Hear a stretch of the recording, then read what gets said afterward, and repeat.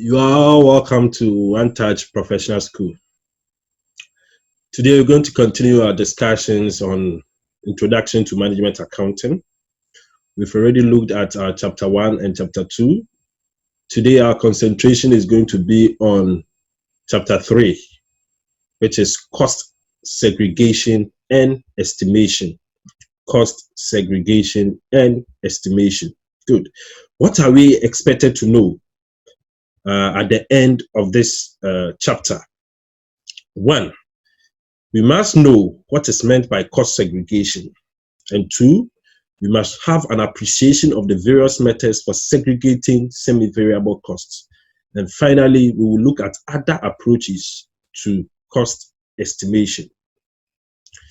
So let's go straight to the intro to cost segregation.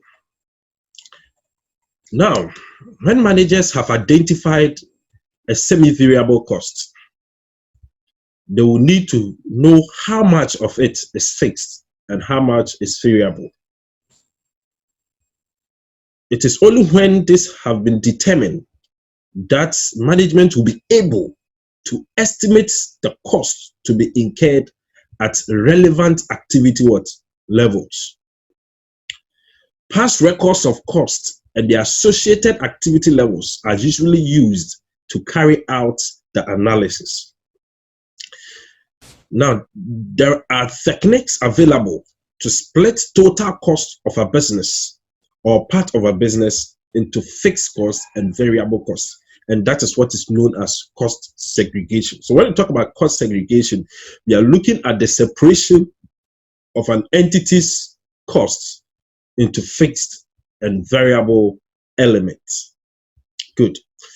Now, if total cost can be divided into fixed and variable cost per unit of output or unit of activity, a formula for total cost is given. Now, to determine or to separate cost into fixed and variable, now mathematically, a formula has been developed to assist management, okay, in doing separation. To assist management in doing separation. Good. And what is this formula? What is this formula?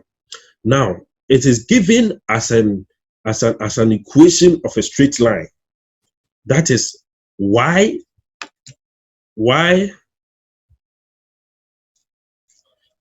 So we are looking at this formula. Y equals A plus B x.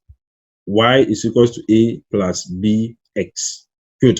Now, when Y simply stands for the total costs, Y stands for total costs in the period. X, we are looking at the number of units of output or the volume of activity in the period. And A is the fixed cost in the period. Fixed cost in the period. Fixed cost in the period.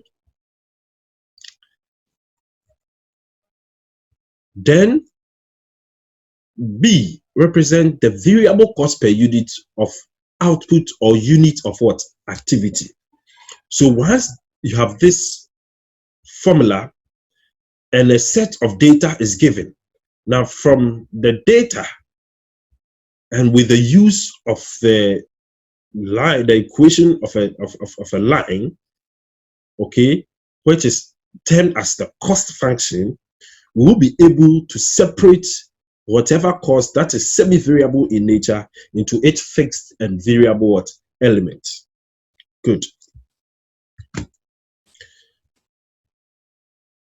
Don't forget that the premise of this is that we looked at cost behavior, and we mentioned that there are certain type of costs that are fixed in nature, that are variable in nature, and some that are semi-variable in that they have the element of fixed and variable.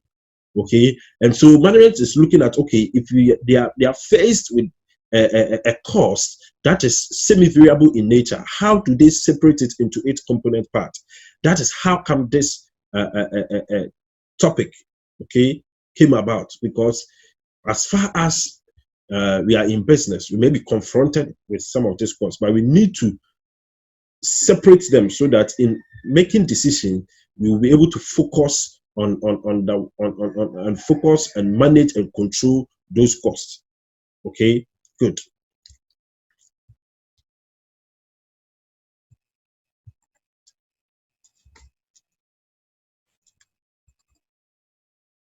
good.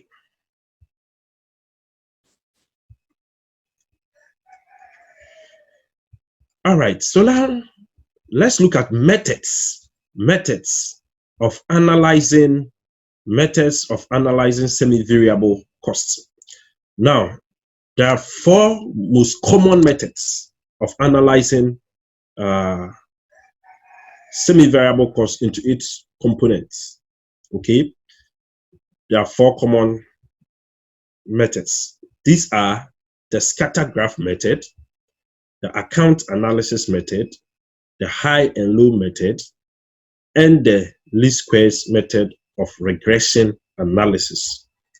Okay, for this our discussion, we're going to delve deep into the C and the D, which is the high and low method and the least squares method of regression analysis. These are the two that we are going to focus more on because those are the examinable areas. Okay, good. We also run through the scatter graph method and account analysis so that you have an appreciation or an understanding of how it works. Okay, good, good, good. So the equation of a line or the cost function, okay, can be illustrated on a graph as indicated here. Okay, now this represents the what, the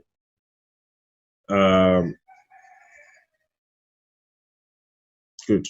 So this represents the cost function, which is the function that we'll be using in separating cost into its fixed and variable components. Okay, when plotted on a graph, this is how it looks like. Okay, now you can see our fixed cost line being drawn. Okay, our fixed cost line being drawn as we saw under cost behavior, that it remains constant within a given period or over a relevant range. Okay, great. So that is the fixed cost. And we mentioned that fixed cost is constant. So you can see it's vertical to the horizontal axis. Okay, then variable cost what varies with output level. So it means that as output increases, variable cost what also what increases. So you can see the downward sloping curve which intercepts at the y-axis. You get me? Great, great. And right on top of here, where the variable cost line ends, when we construct a line to the y-axis, that becomes our total cost, TC. That becomes our total cost. To get a point, good, good, because we are looking at costs being separated into fixed cost and variable cost. So total cost equals fixed cost plus variable costs. Great. So that's what you're looking at. That's what you're looking at. So when we talk about total cost, that is TC. TC is equals to total fixed cost. Okay. Total fixed cost plus total variable cost. So that's the equation of a line. Okay, and this has been converted into y is equals to a being the fixed cost plus bx. Okay, with b standing for the variable cost per unit and x standing for the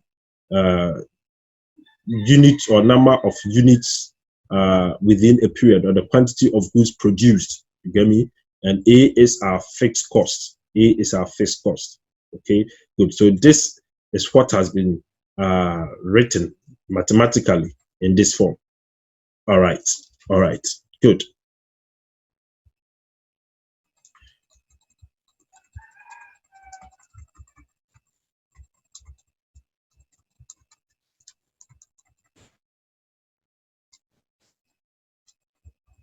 Okay. So let's continue. Good.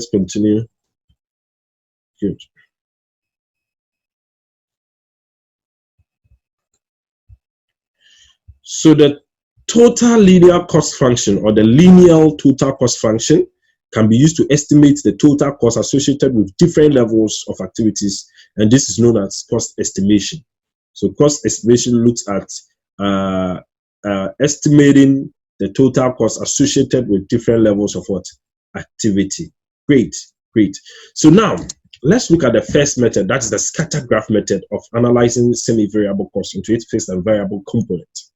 Good. Now this method takes account of all the available historical data, and it is very simple to use. However, it is prone to inaccuracies arising from subjectivity and the likelihood of human error. Okay, sorry, this is prone. There's P missing. There's supposed to be prone. It is prone.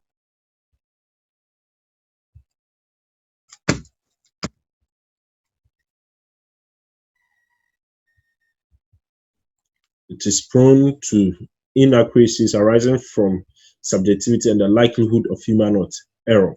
Okay, good. Now, for a scatter graph method, in carrying out or drawing a scatter graph, okay, the first thing that you have to do is first, a scatter graph is drawn, which plots all the available pairs of data on a graph. The second is that a line of best fit is drawn by eye. This is the line which, in the judgment of the user, appears to be the best representation of the gradient of the set of points on the graph. And this is demonstrated in a graph.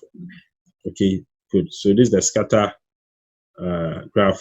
This is the line of best fit which has been drawn.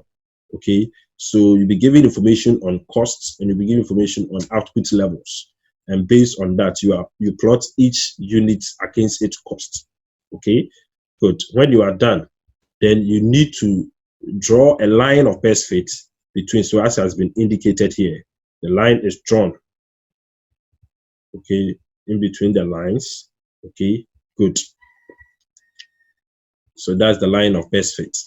Then the third thing is that the point where the extrapolation of this line cuts the vertical axis, that's the intercept. So we are looking at the intercept. We are looking at the intercept, which is here. Okay, so it's not too clear.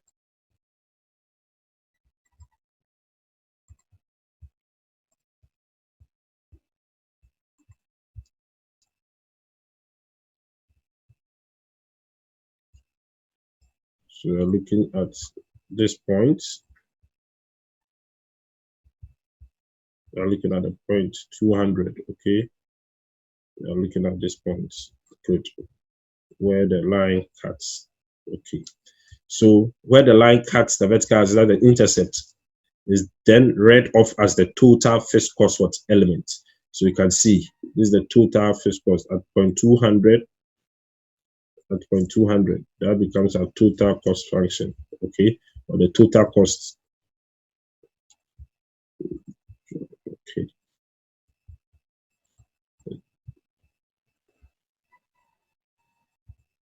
the total cost. Good. So at point 200, we have our total cost. Good. Sorry, the fixed cost line. Okay, and this represents our variable costs. Okay, so fixed plus variable gives us our total cost. So let's say it's at 0.500. The total cost here is at 0.500. Sorry. Good.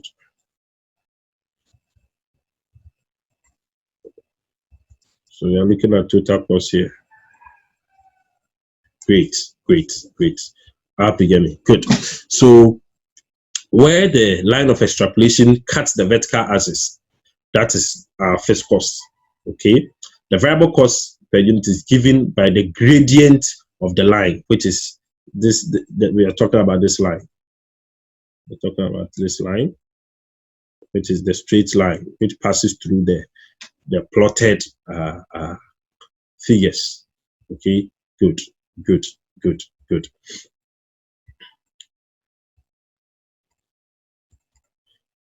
All right. All right.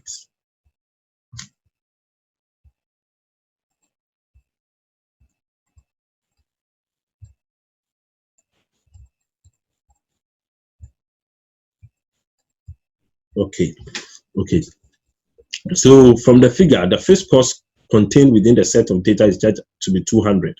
Okay. Which is this. Okay. Good. The variable cost is calculated as follows. Cost for 0 units. So if no unit is produced, already the fixed cost has been incurred. So the cost for 0 units is 200.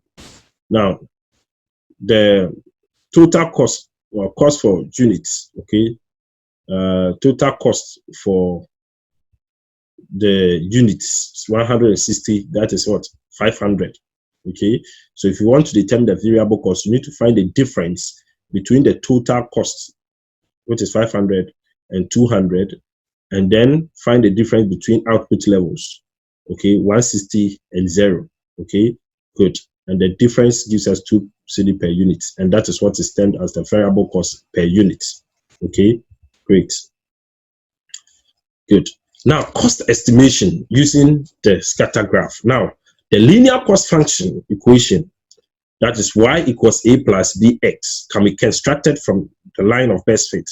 The slope of the line is the variable cost per unit, and the fixed cost is the point where the line of best fit intersects the y-axis. Alternatively, the line of best fit could be used directly to show the total cost associated with a given level of activity. This method is the quickest and easiest approach to cost estimation. So once you've plotted your graph and the line of best fit has been drawn, your fixed cost has been identified, you can use the same graph to determine the cost at any level.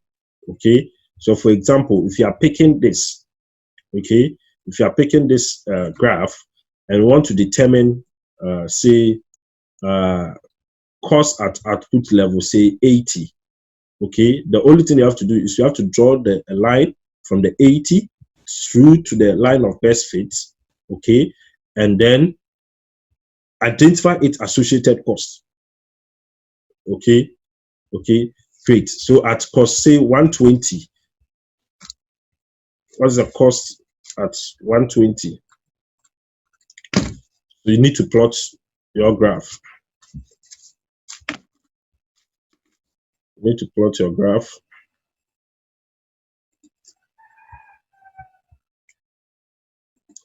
You need to plot your graph. Okay, so you can trace the 120 to where it hits the variable cost or the gradient of the line, and you can then trace your cost. So maybe start. So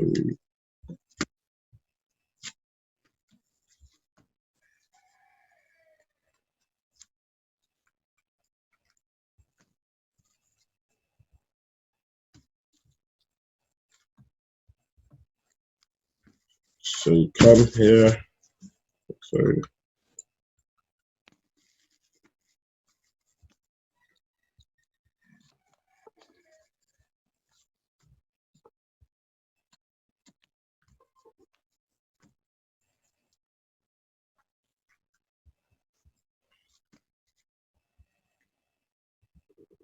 Sorry.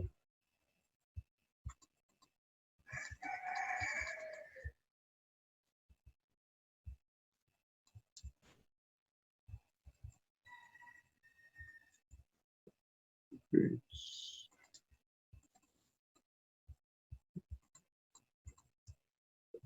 Great. So if you want to plot, just have to take your time and using your graph, you trace it. So maybe from 120 you trace. Okay, so it hits it here. Then you trace it also to the what? To the cost. The y-axis, which is the total cost area. Then that will be, you'll be able to determine the what? Your cost. So at every given level of output, using the graph, you should be able to determine the what? The cost. Okay.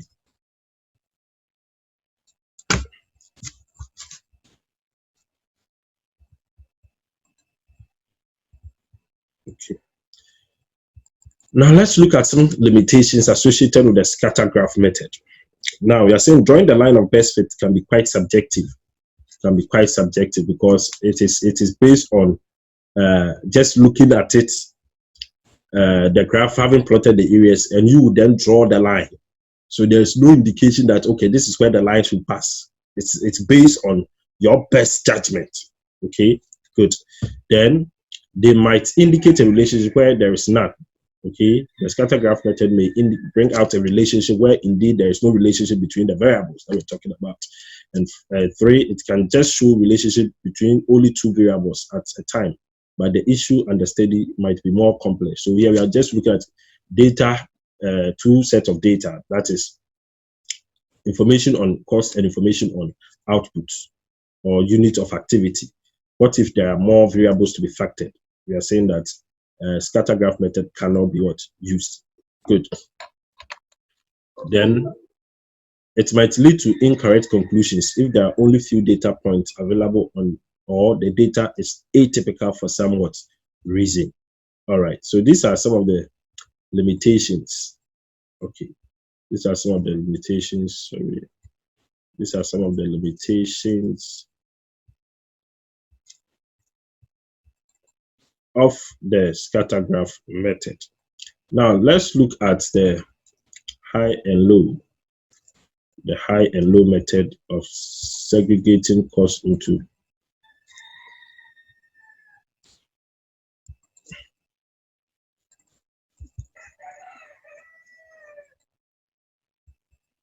good. So the second method, the high and low method. Good. The high and low method is a mathematical technique used to determine fixed and variable elements of a historical cost that is partially fixed and partially variable. Okay. Now the high and low analysis or method can be used to estimate fixed costs and variable costs per unit whenever, 1, there are figures available for total costs at 2 different levels of output or activity. It can be assumed that fixed costs are the same in total at each level of activity or output. And 3, the variable cost per unit is constant at both levels of activity. Good. So let's look at how the high and low works. Now, this method picks out the highest and lowest activity levels with its associated costs from available data and investigates the change in cost which has occurred between them, which is entirely the variable cost. This is because fixed costs are same in total at both levels of output or activity. The highest and lowest points are selected to try to use the greatest possible range of data. This should improve the accuracy of the results. Okay, good. So in using the high and low method, the steps involved are that 1, you will take the activity level and cost for the highest activity level and the lowest activity level. So for the highest level, what is the total cost at the highest level? What is the units or the unit or the output level associated with that total cost? And the lowest level, to look at the lowest total cost and the output or the activity achieved at that level. The step 2 is that the variable cost per unit should be calculated. So having identified the highest and lowest level of activity with its associated cost, you need to determine your variable cost. And the variable cost is determined by looking at the difference in total cost and the difference in the number of units. Good. Then the third is that you need to determine your fixed cost. Okay. The difference between the total cost at the activity level and the total variable cost at this activity level is the fixed cost. So once you have been able to determine the variable cost per unit, you'll be able to multiply the variable cost per unit by the quantity of goods produced or unit of goods produced, the level of activity at either the highest level or lowest level, and get the total variable cost and deduct it from the total cost. And then we'll get our fixed cost. Do you get a point? Good. So having determined the fixed cost, we will then have to construct the total cost function. That is y equals a plus be X. Good, good. So let's take our first example on the high and low method. Sorry, let's take our first example on the high and low method. Good, good.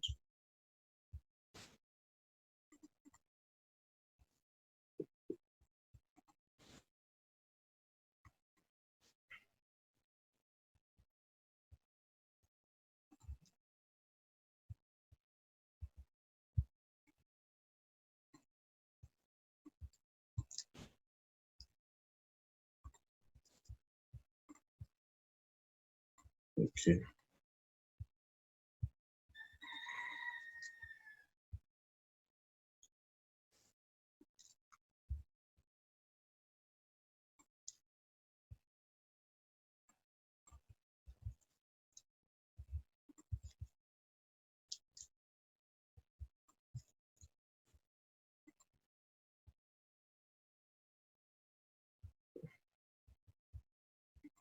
Let me try and share the screen. So we have the question and our board side by side. Okay, all right.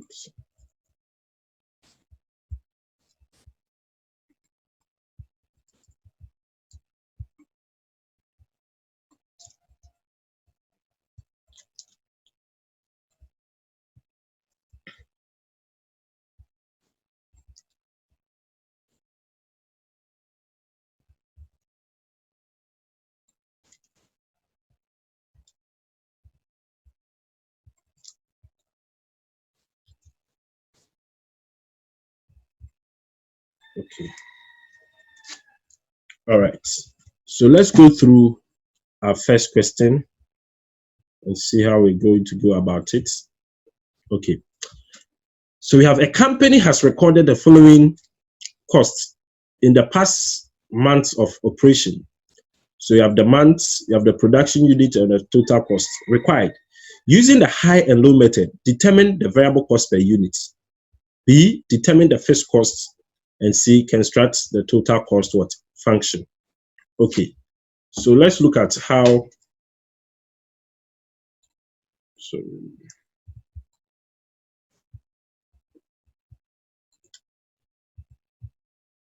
let's look at how we'll tackle this.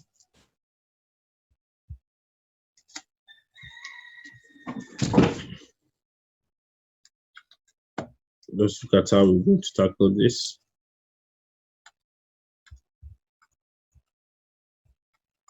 Okay, so we have our board. Let me try as much as possible to divide it into two.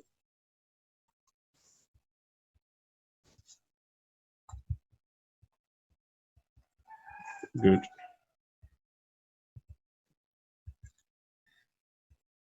All right. Good. So you know that the first thing that we must do is to first identify the high or the highest level and the lowest level with its associated costs. And the next step is for us to determine the variable what costs. Is that not it? Now in this question, we are asked to determine the variable costs. Okay. So we're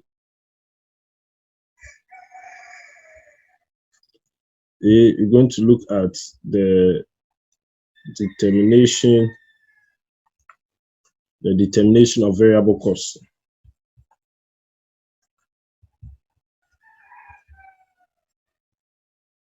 I'm going to look at determination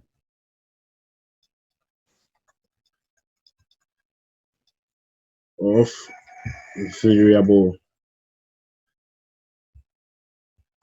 costs. Good. So let's look at our step one. The first step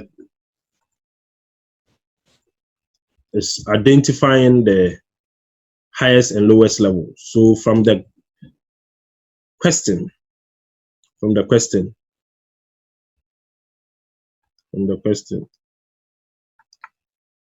our high level, let's see, We have 7,500, 6,500, 6,100, 8,200, 7,000. So our highest level was achieved in March.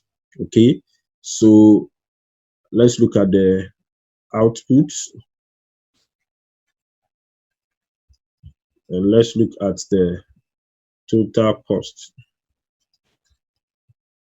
Okay, so our output is 8,200, and the total cost associated with that is what? 48,700, and the lowest level that should be January, that is the low. The output level is 5,800, and the associated cost is 40 what? 300. Okay, good. So having determined that, we need to find the difference in the activity levels. That is the difference in outputs and the difference in total cost. So let's look out for the difference.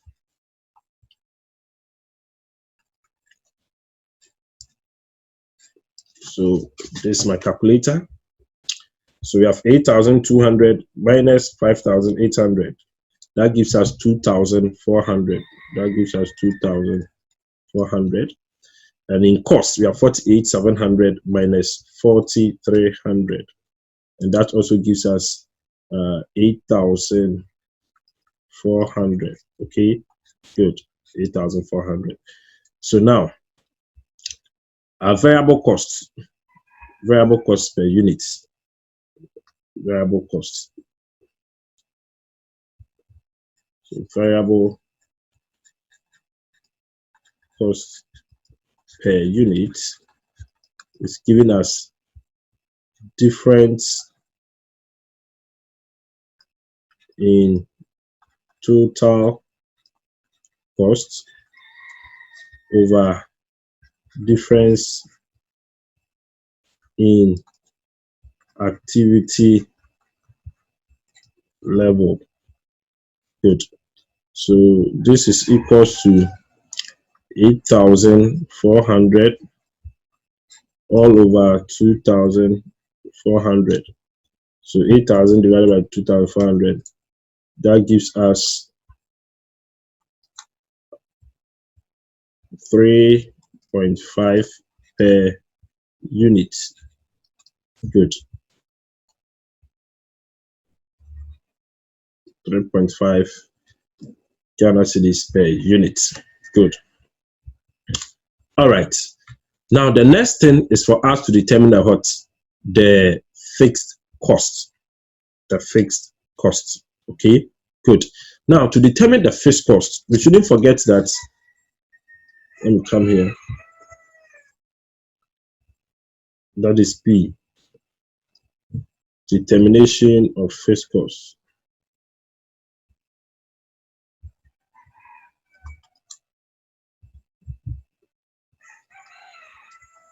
Determination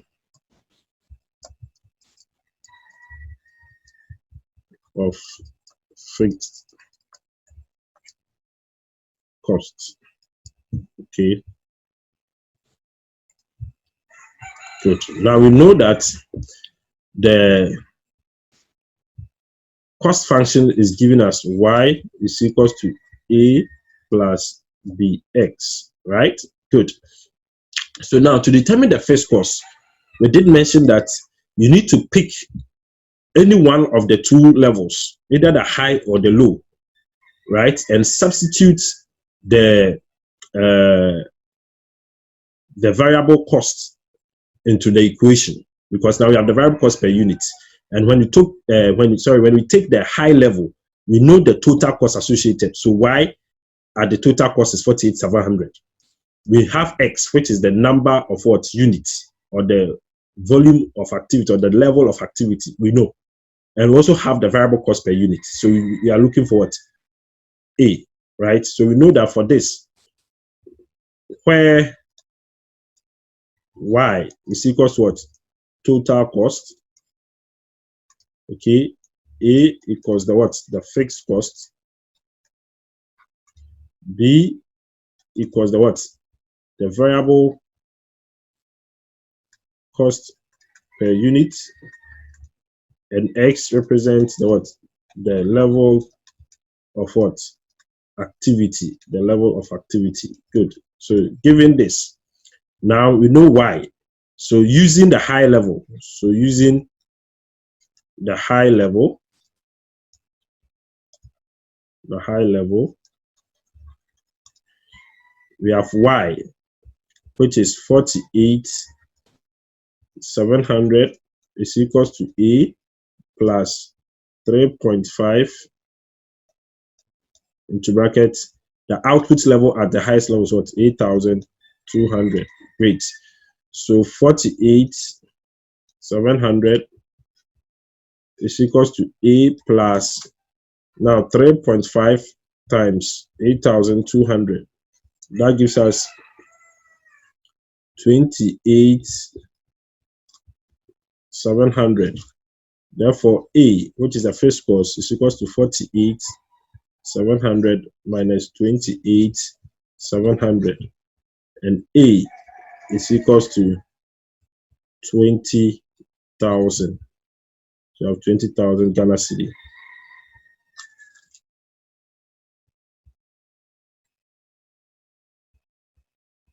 Okay.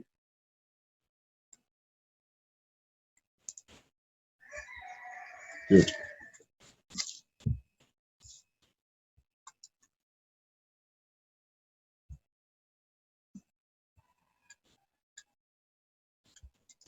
Good. So the first cost here is equals to 20,000. Okay, good. You can also use the low level. So you just have to substitute the data into the cost function, and you arrive at the same answer. So here our first cost, which is A. So therefore, the first cost,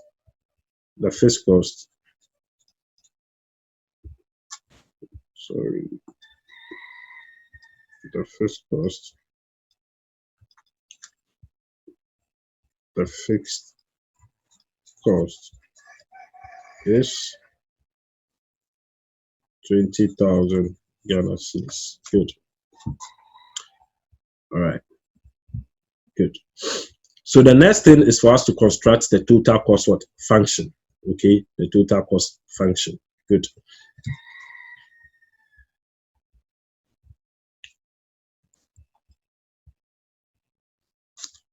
So let me clean here so that we determine the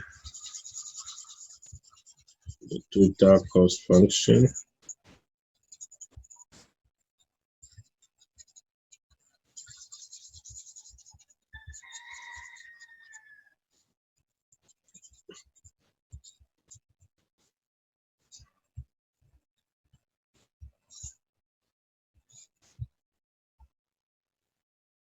Good.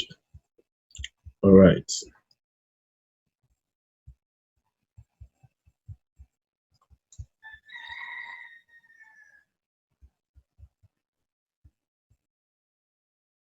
Good. So C,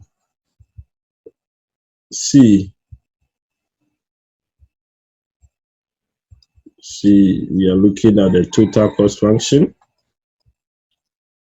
C,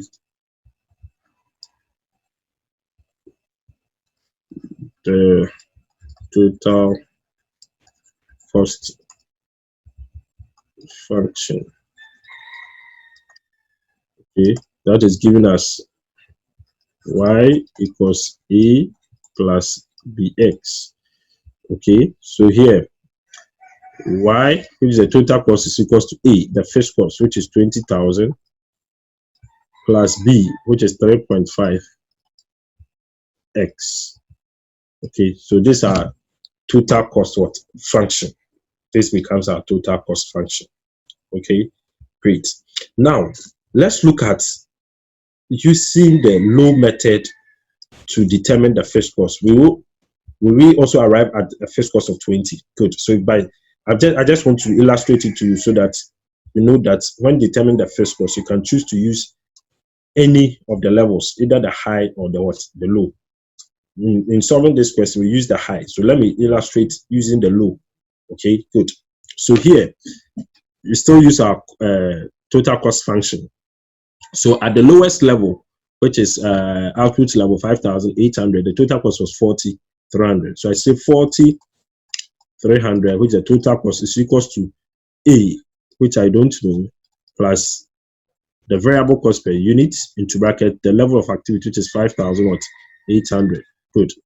So 4,300 is equals to A plus now 3.5 times 5,800. That gives me what? 2,300. So A is equals to 4,300 minus 2,300. Therefore, A is equals to what? 20,000 Ghana cedis. So it's the same as using the what? The high level. So that is using the low level. Okay, great. So this is how it works. Okay, this is how it works. Great, great, great. Now let's look at, so you have other questions which you can try your hands on. You have other questions which you can try your hands on. We have the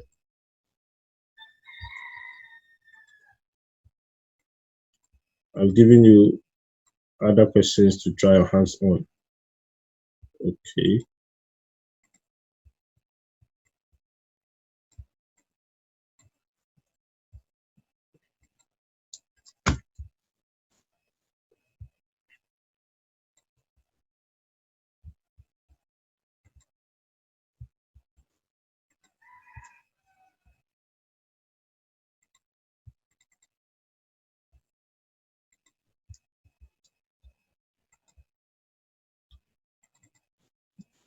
Okay.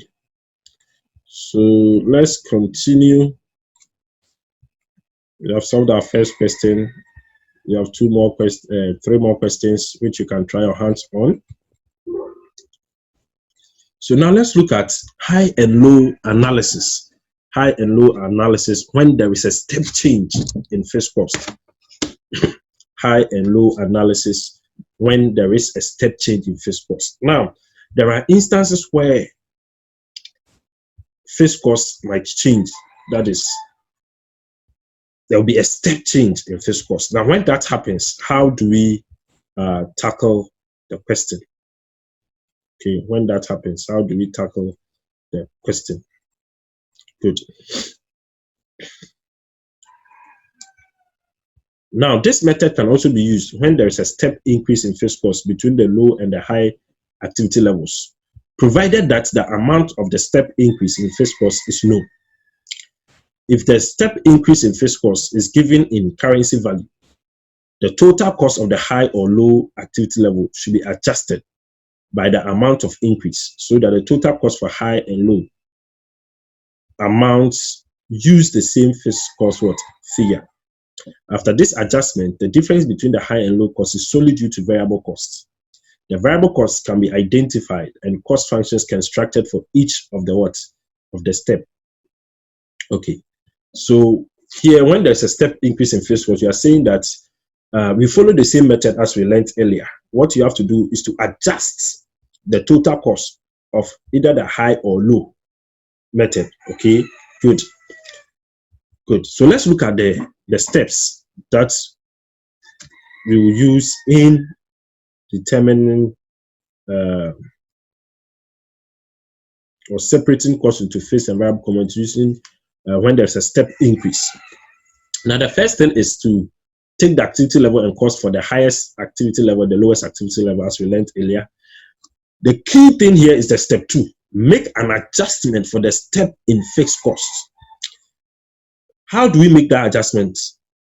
It is 2 ways. Either you add the step increase in fixed cost to the total cost of the lower level of activity, or deduct the step in fixed cost from the total cost of the higher level of activity. It is either or either one or. So it means I can't do both. We have to choose one. So the increase in fixed cost, either you add it to the the total cost at the lower level, or you deduct it from the total cost at the highest level. Good, good. And the next step is to determine our variable cost per unit. Is to determine our variable cost per unit. Is to determine our variable cost per unit. And we already know the formula. Good. Then step 4 is having calculated the variable cost per unit of activity. The first cost can be calculated by substituting into one of the cost expressions. The difference between the total cost at this activity level and the total variable cost at this activity level is the first cost. So we need to do our substitution by putting in the variable cost per unit into a cost equation, either at the high level or the low level. Good. But here, again, we are being told that in determining the first cost, okay, having calculated the variable cost per unit of the first cost can be calculated by substituting into one of the cost expressions.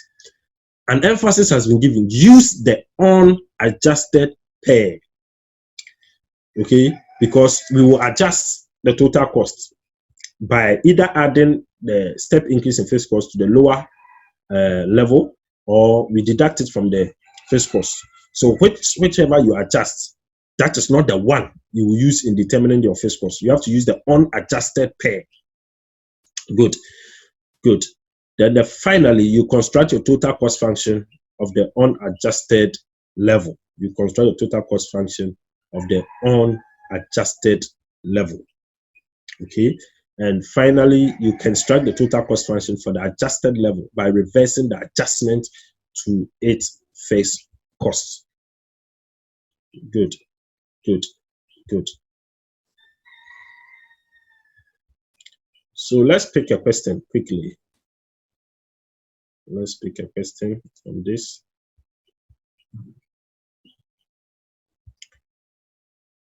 Now, a company has identified that the total fixed cost increased by 15,000 when activity level equals or exceeds 19,000 units. The variable cost per unit is constant. Over this range of activity. The company has identified the following costs at 2 activity levels. We have production units, or production unit and total cost. We have high, we have low. Okay, we have high, we have low. Okay. Required. Determine the variable cost per unit. 2. Determine the fixed cost for the period. 3. Construct the cost function on adjusted level above 19,000. Okay. Then the next is construct cost function below 19,000 units and determine the total cost for producing 21,000 units. Okay. So how do we go about this question? Good. So let me try and share the entire screen.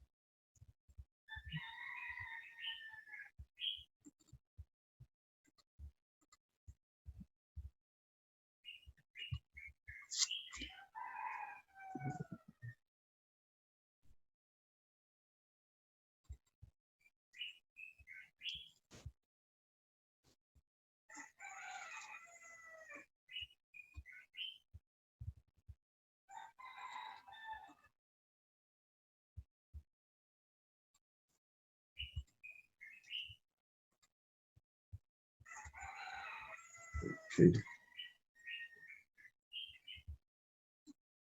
So Okay,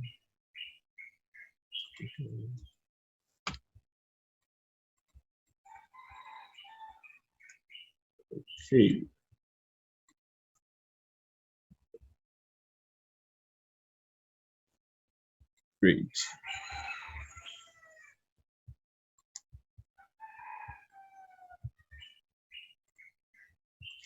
Okay, so let's see. Okay, so let me clean the board to make way for the question.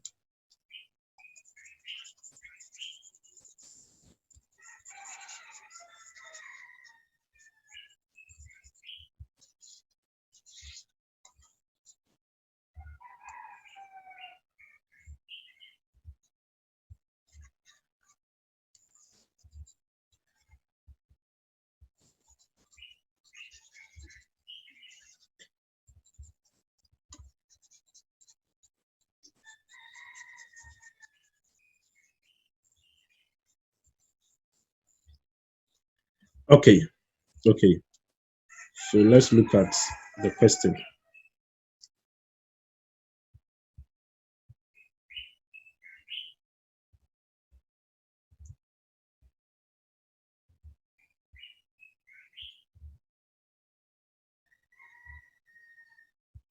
Okay, all right. A company has identified that the total fixed cost increased by 15,000 when activity level equals or exceeds 19,000 units. So meaning that from 0 units up to 18,999, fixed cost is the same. As soon as fixed cost hits 19,000 and beyond, that fixed cost increases by 15,000 Ghana cedis. I hope it is clear. From 0 up to 18,999,000 units, fixed cost will be the same. As soon as fixed cost hits 19,000, it increases.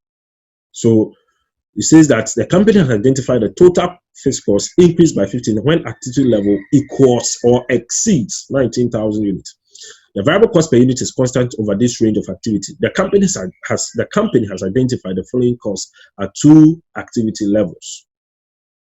So you have been given the high, you've been given the low. So you can see that at 17,000, there will not be any increase in fixed cost. Okay, but between 17 and 22, okay, it means that at this level, this cost that we have here, we can see that we have a 15,000 in it, because at the low level, which is 17,000 units, the output has not reached 19,000, so there will not be any increase in fixed cost. So what it means is that at output level 22,000, because see that fixed cost increased by 15,000 when activity level equals or exceeds 19,000 units, and 22 exceeds 19,000.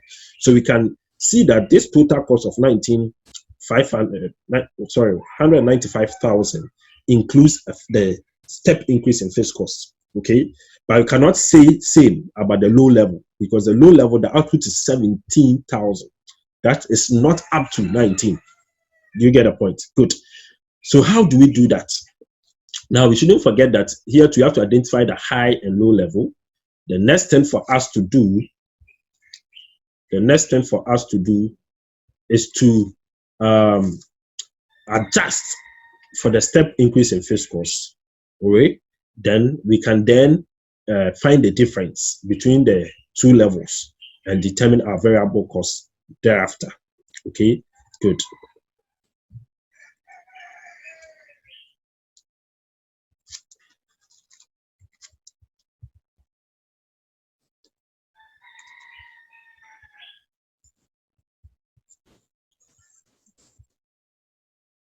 Okay.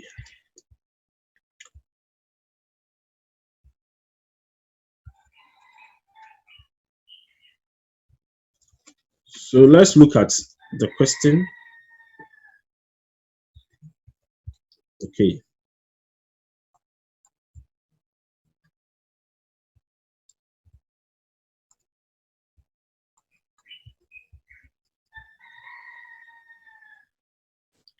Okay. So first A is to determine variable cost per unit.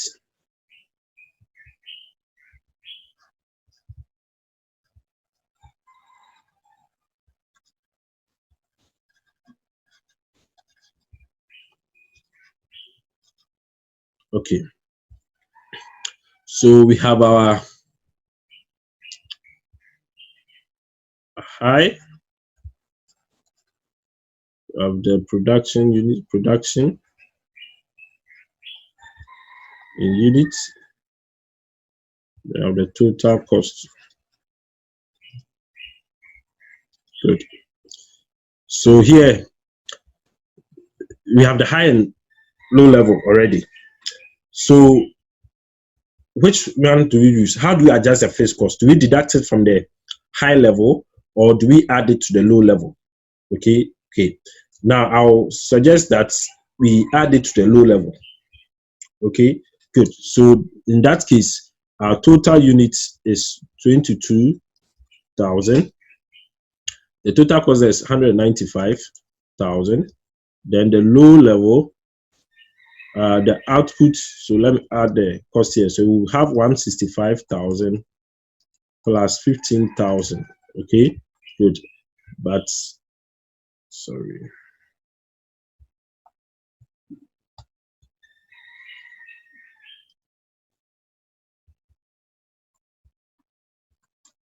Good. The output level is still 17. Okay, it's 17,000.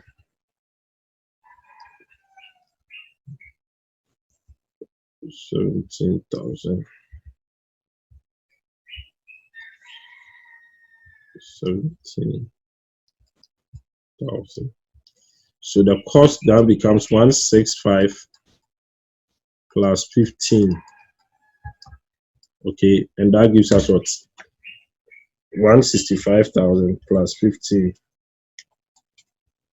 That is 180,000. Okay, so that is 180. Great. So let's find the difference. Let's find the difference. So this will give us 5,000. This will give us 15,000. Good. So now to the variable costs. A. Variable costs.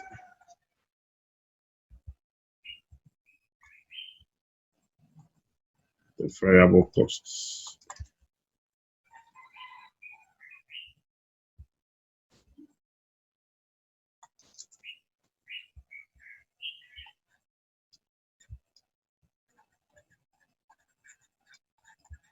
The variable cost per unit will be giving us the difference in total cost over difference in activity level. Good. So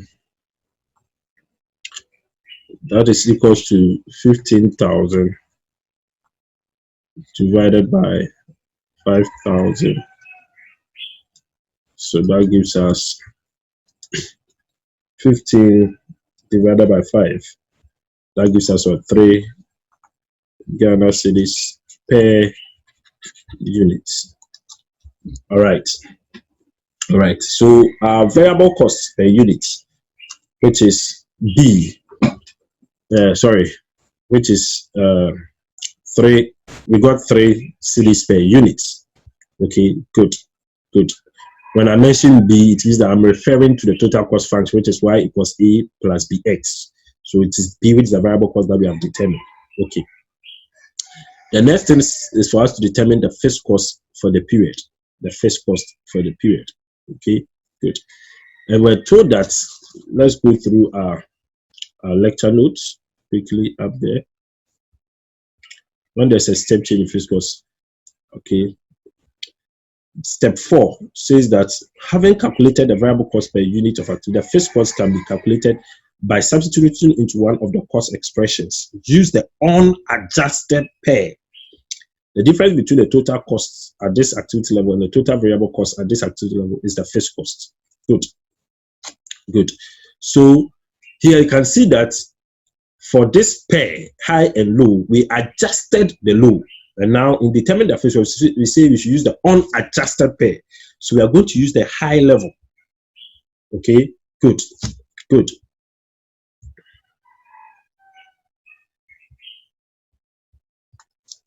So B, we are looking at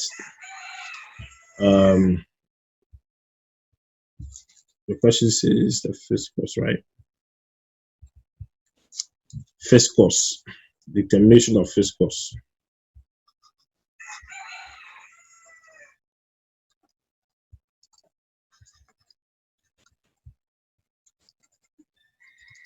Determination of fixed costs. Okay.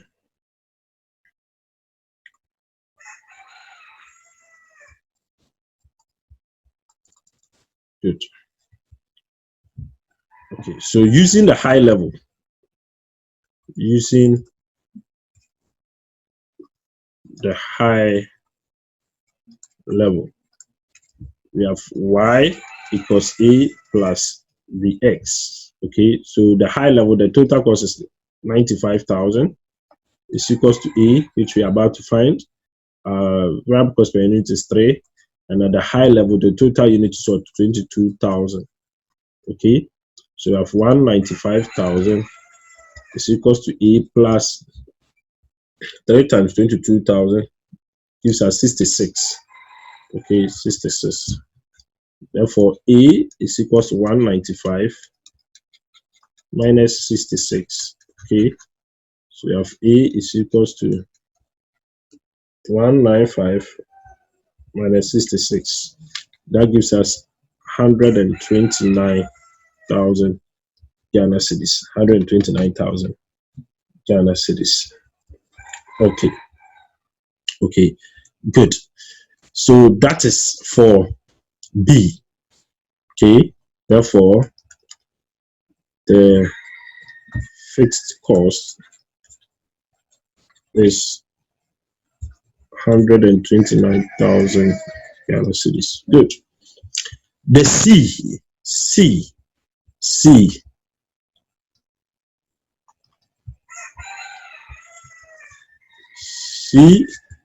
is for us to do what? Construct the cost function on adjusted level above 19,000 units. So cost function above 19,000 units. Cost function above 19,000 units will be given as, you can all bear with me that at 19, cost function above 19,000 units, it means that we must see the step increase in fixed cost. Is that not it? Good. And when we're solving for the fixed cost, we use the unadjusted. And the unadjusted level happened to be the highest level. Okay, good.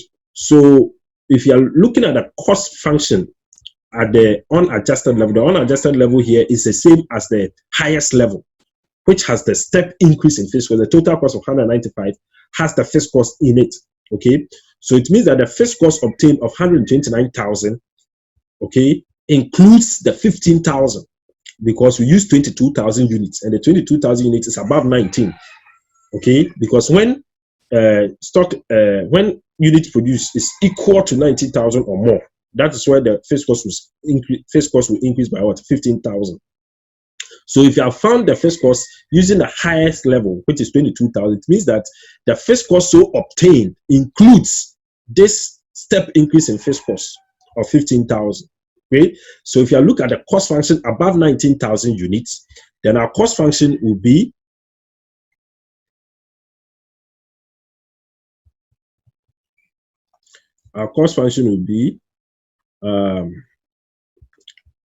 y is equals to fixed cost of 129,000 plus 3x. Okay, good. This is the cost function above 19,000 units. Okay, good. The next thing for us to do is to find out what the construct the cost function below 19,000. Now, below 19,000, the fixed cost will be lesser than the fixed cost at the highest level. Do you get the point? Good, good. So let's see how that will be. So let me clean this side.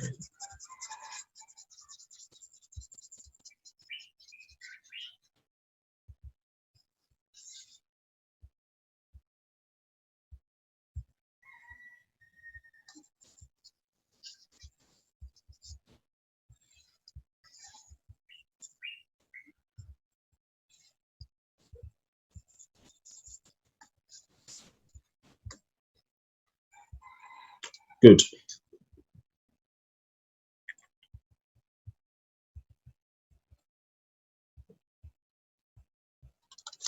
So that is D. That is D. So you're looking at cost function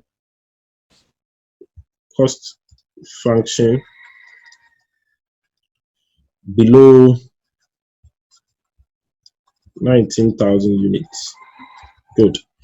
So the cost function below 19,000 units, it means that the fixed cost that we have contains the step increase in fixed cost, which is 15. So to construct a cost function below 19,000, we need to strip off the step increase in fixed cost, because at activity level below 19,000, there wouldn't have been any increase in the fixed cost. You get a point. Good. So here we need to determine the cost function by stripping off the fixed cost, the step increase in fixed cost. Okay, so we have y is equals to a plus bx, right? So here y is equals to 129,000 minus 15,000 plus 3x. So you have y is equals to 129,000 minus 15,000. That gives us 114,000 plus 3x. Okay, so this will be the cost function below 19,000 what units, below 19,000 units. Good. Now the next question for us, that is E.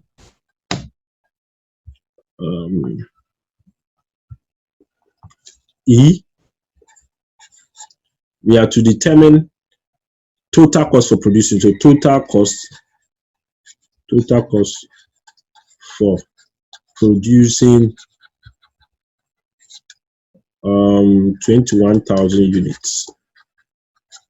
So here you must know which cost function to use, because the units produced is more than 19, and once it is more than or equal to 19, there will be a step increase in fixed cost. So which cost function should we use? Should we use the cost function below 19,000 units or the cost function above 19,000 units? Okay, here we have to use the cost function above, because the unit under consideration is 21, and 21 is more than 19,000, and we know that there will be a step increase in fixed cost when output level equals or exceeds 19,000. I hope you understood. Good. So here we say y is equals to 129,000 plus 3 into bracket 21,000.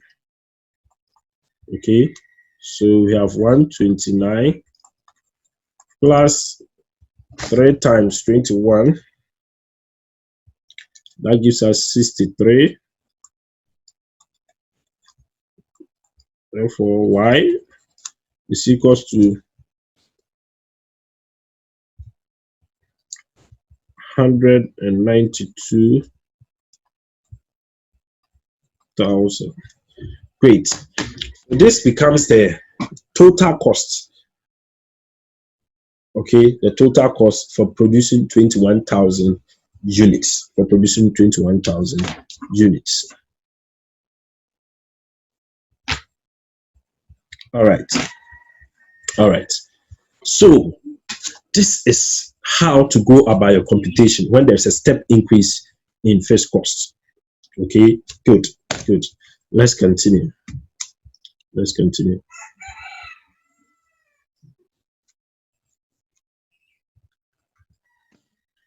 Good,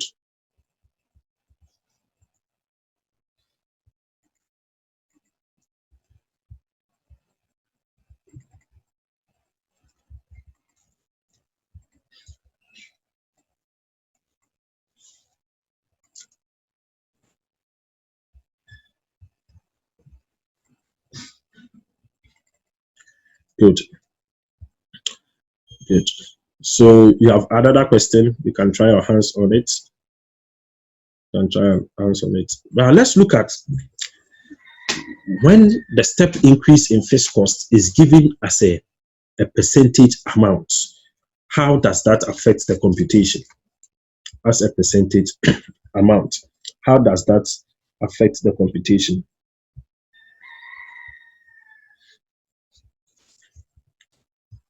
Now, see, now when the step change in fixed costs between two activity levels is given as a percentage amount, the problem is a bit more complex. The cost associated with a third activity level must be found. This activity level could be either side of the activity level that triggers the step increase in fixed costs. This means that there are two activity levels. This means that there are two activity levels which share the same fixed cost, though unknown. This can be compared to identify the variable cost. The fixed cost at any level can then be calculated by substitution, and fixed costs on the other side of the step can be calculated. Okay, can be calculated. Okay,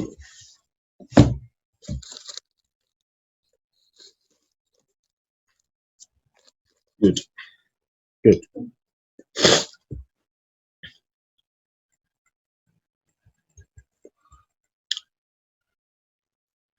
So let's look at it. A company has identified that total cost increase by 20% when activity level equals or exceeds 7,500 units.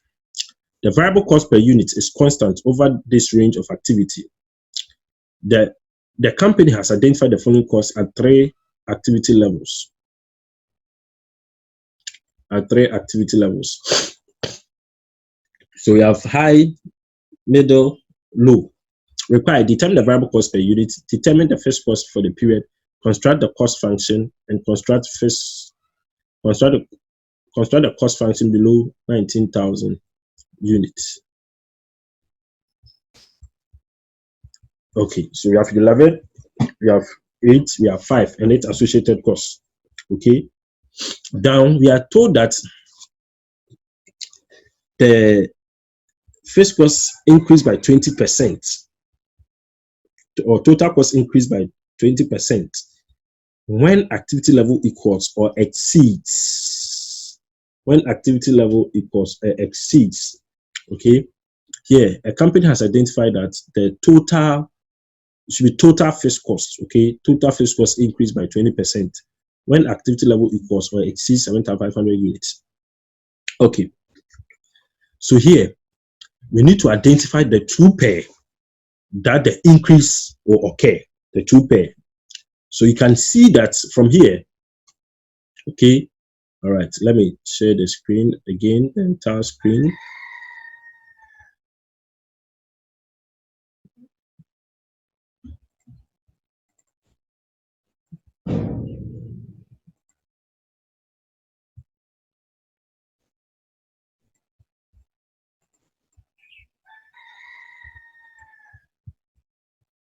Okay,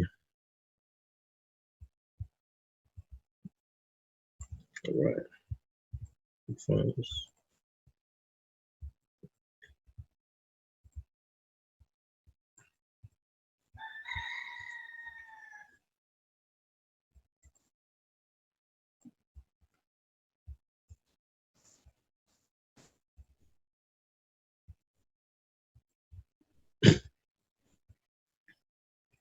Good. So here we have to determine the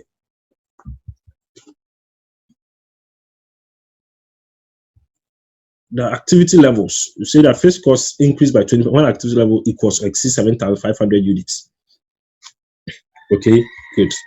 So we need to pick the two levels. Okay, activity levels associated with it associated costs, and then go ahead to determine our variable cost per what per unit. Okay. Okay. Right. Let's see.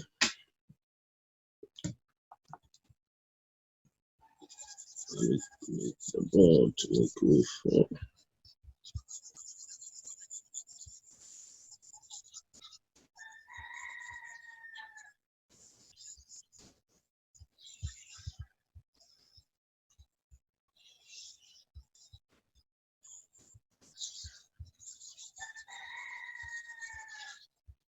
Okay.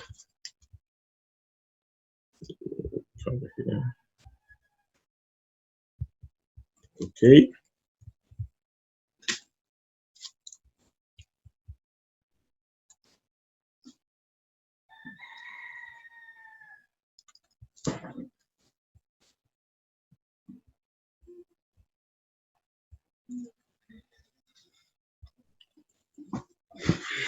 Okay.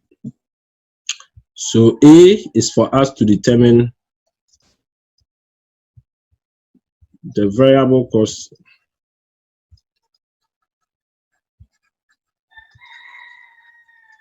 per unit. So here, let's identify the two levels. Okay. Okay. So here we can see that we are looking at a situation where there is a step increase in fixed costs, and there's a step increase when activity level equals or exceeds 7,500.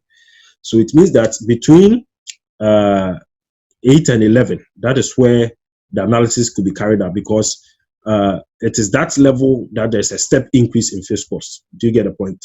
Good. So our two levels that we will pick is high and middle in this instance. Okay, good. So let's see, we have production,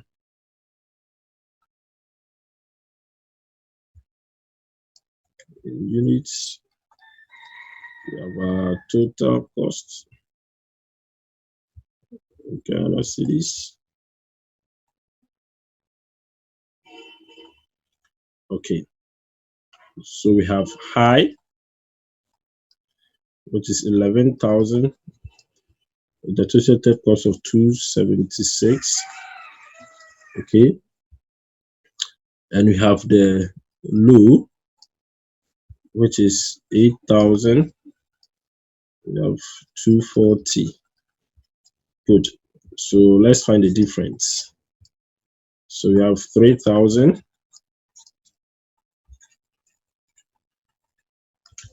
and this gives us 276 minus 240 gives us 36. It gives us 36. Okay, that gives us 36. So what this means is that for every 300 units, okay, for 3,000 units, there will be an extra cost of what? 36. Okay, so we have the variable cost per unit equal to the difference in total cost over the difference. So we have difference in total cost, difference in total cost over the difference in output. Okay, so this gives us 36,000 over 3,000, and that gives us what? 36 divided by 3,000. That gives us 12 cedis per unit. That gives us 12 cedis per unit. Okay, good, good. So we need to determine the fixed cost for the period. The fixed cost for the period. Okay, the fixed cost for the period. The fixed cost for the period. So now B, determination of fixed costs. Okay, determination of fixed costs. So we have y is equals to a plus bx. So using the high level,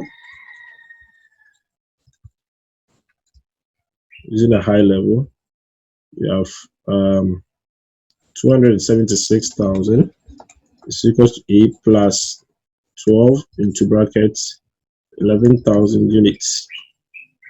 Okay, so you have 276,000 is equals to a plus 12 times 11,000 gives us 132,000. Therefore, A is equals to 276,000 minus 132, and therefore A is equals to 276 minus 132. That gives us 144. That gives us 144. Good. And we have to construct the cost what function. That is C. Cost function.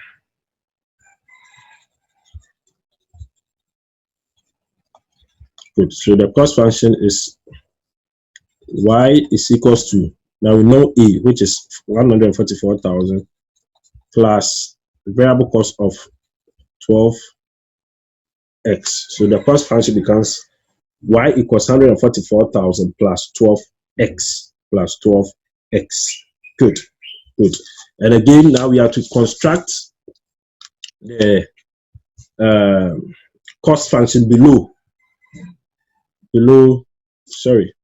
This should be construct the cost function below 7,500 units. Sorry. Construct the cost function below 7,500 units because there's no 19,000 here. Okay.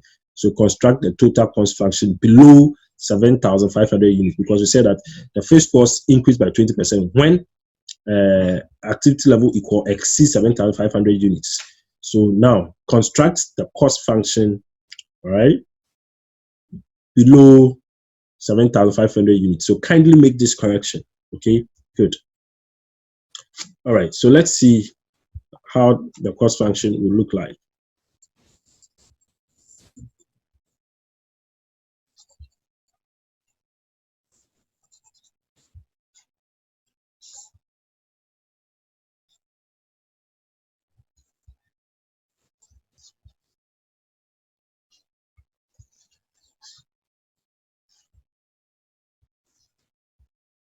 Okay.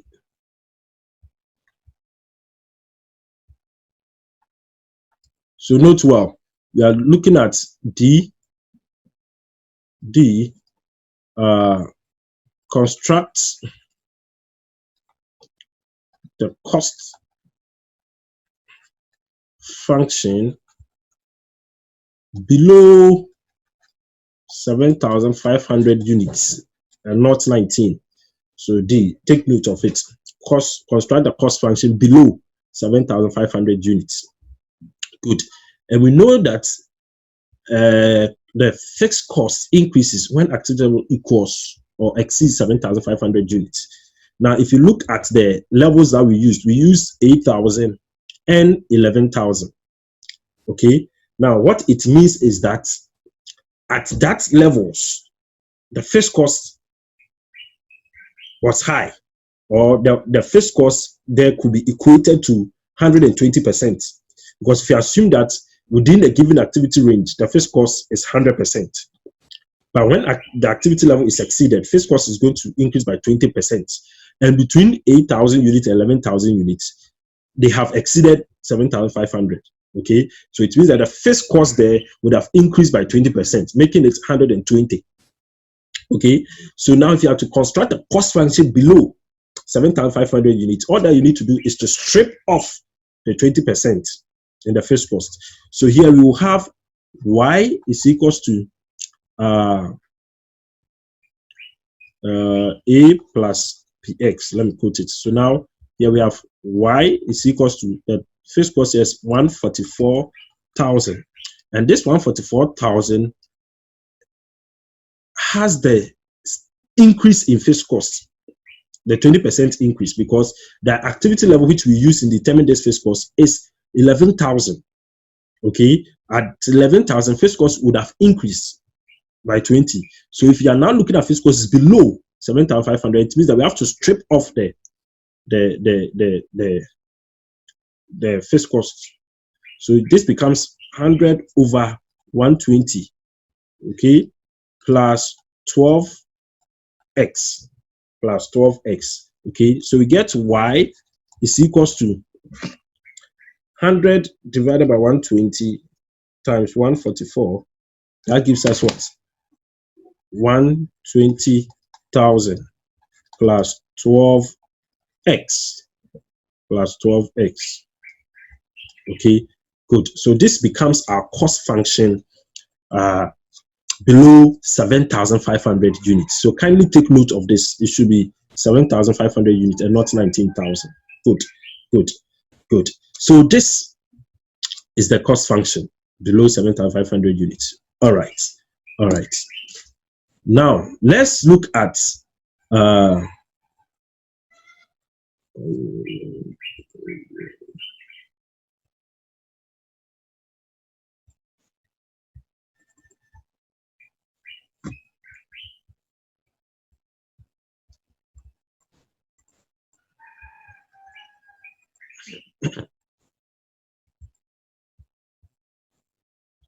okay.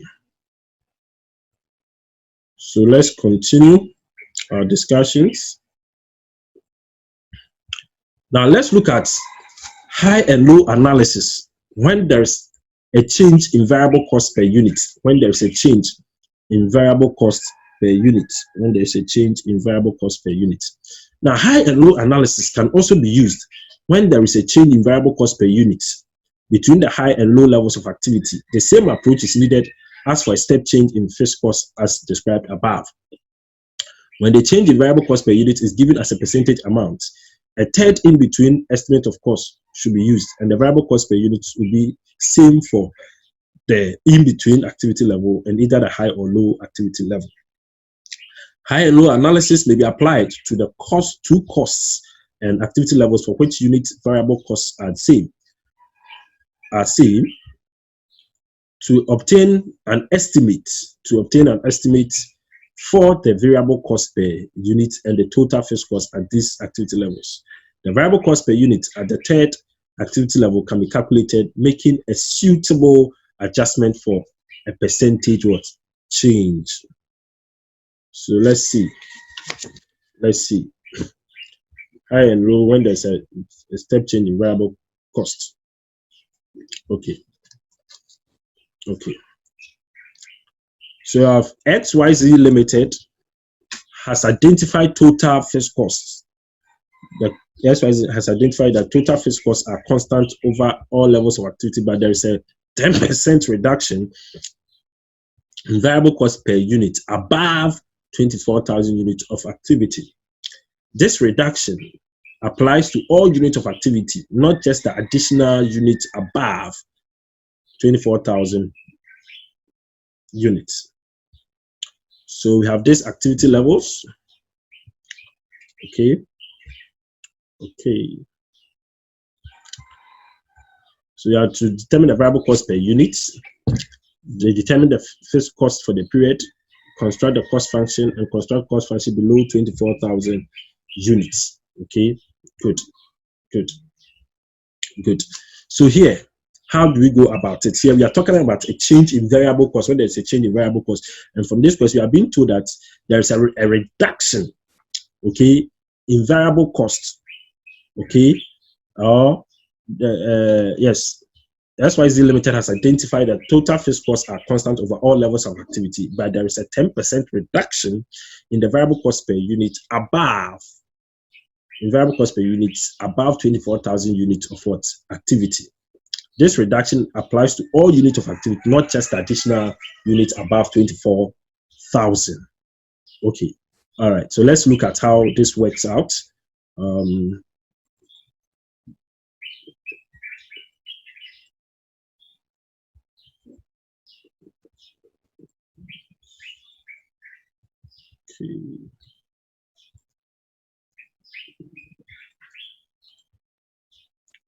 Good. Good.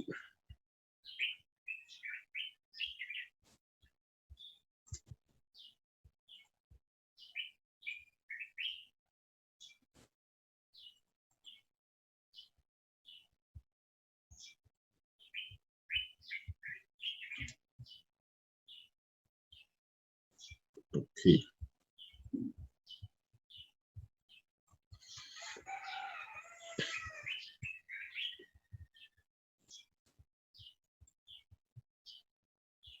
Okay. Okay. So quickly, let's run through where there's a change in variable costs and see how it works out.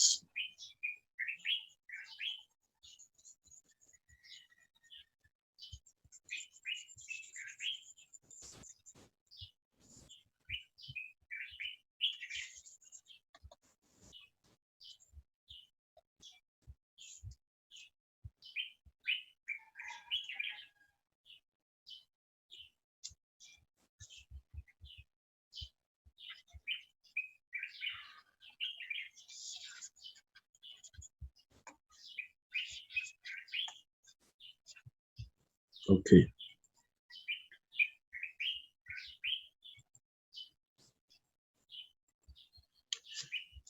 Okay.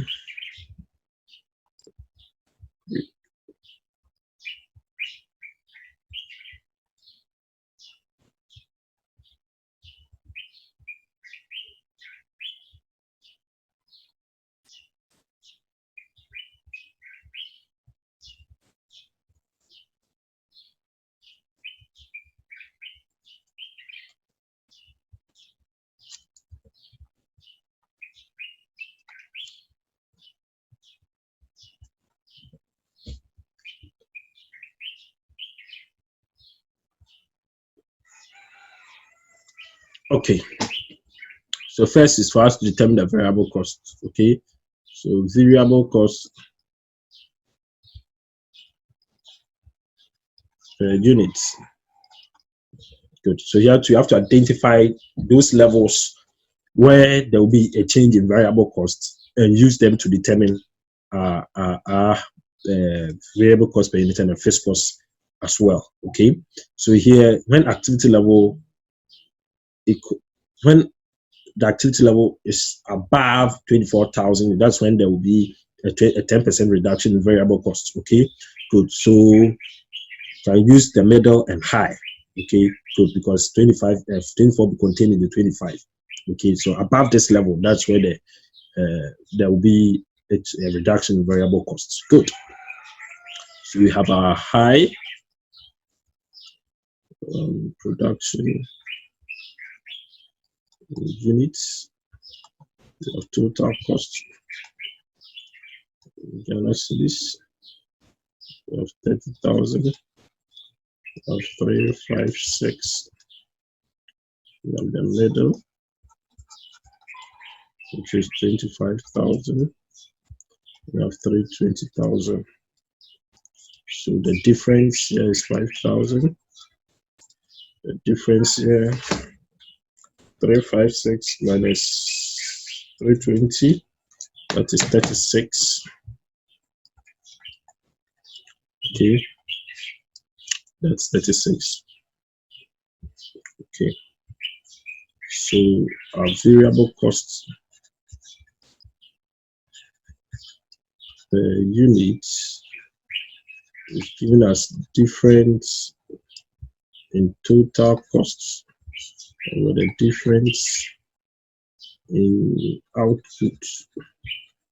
Okay, so here our total cost, the difference in total cost is 36,000 over 5,000. Okay, good. So what do we get? 36 divided by 5,000. That gives us 7.2 per unit. Good.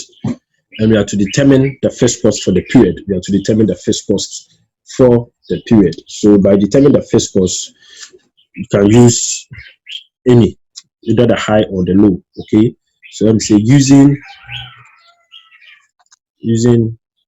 the high level, we have y is equals to a plus bx.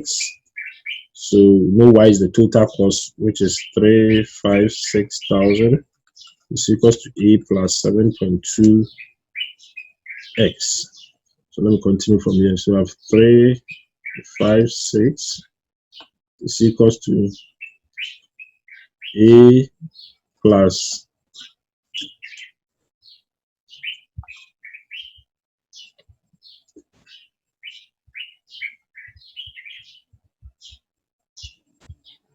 a plus 7.2 into brackets 30,000.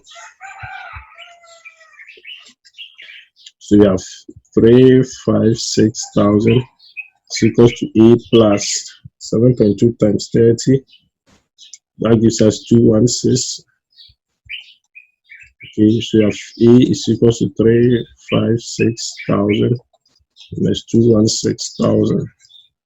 And that's equals 356,000. That's that. So we have 149,000. That is our what's it called? Our fixed costs. Sorry, 356 minus 216.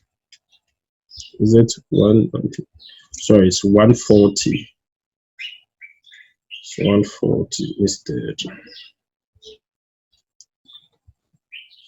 140,000. Good. Of the 140,000.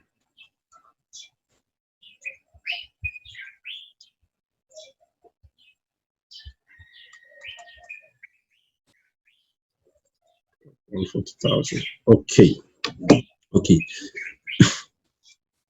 Okay. So that's the fixed cost. And C, we have to construct the cost function. So the cost function is y is equals to, now we know our fixed costs, okay, which is a plus bx. So now y is equals to a, fixed cost of 140, plus b, that's the variable cost of 7.2 x. So this is the cost what function. This is the cost function. This is the cost function. And finally, we are to construct the cost function below 24,000. Below 24,000, the cost function below. So here, let's look at this analysis carefully. Now, if production units exceeds 24,000, variable cost will reduce by 10%. And let's look at this question. Sorry, let's look at the solution here. When we determine the variable cost per unit, we use 25,000 units and 30,000 units, okay, to get the differences in output levels. Okay, good. So it means that this difference, total cost here, okay, includes the reduced variable cost, and therefore the 7.5 unit that we got here is the reduced variable cost, in that the units that we use, or the levels of activity that we use in our computation, was above the 24. And when units exceeds 24, variable cost reduce. Variable cost what? Reduces. Do you get the point? Good. So if there is a reduction in the variable cost at activity level above 24, it means that when you want to determine your cost function below 24, that variable cost will be more than the variable cost above 24,000. Do you get a point? Good. So D, our D, cost function below 24,000 units. we still pick our cost function up, which is y is equals to 140,000 plus. So here, the variable cost becomes 100 over 90. Sorry, let me do it.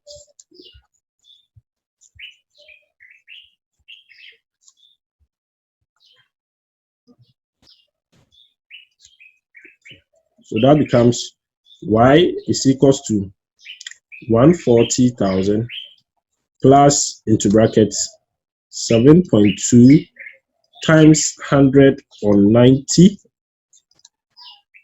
x. Okay, so what do we get? We are using 100 on 90 because the variable cost of 7.2 is the variable cost above 24,000 units, above 24, and once it's above, the variable cost would have been reduced by 10. So if now you are looking at below, it means that we need to adjust it by the 10% because output level below 19,000, sorry, about below 24,000, there will be the variable cost per unit will be higher than the variable cost of units above 24,000. Okay.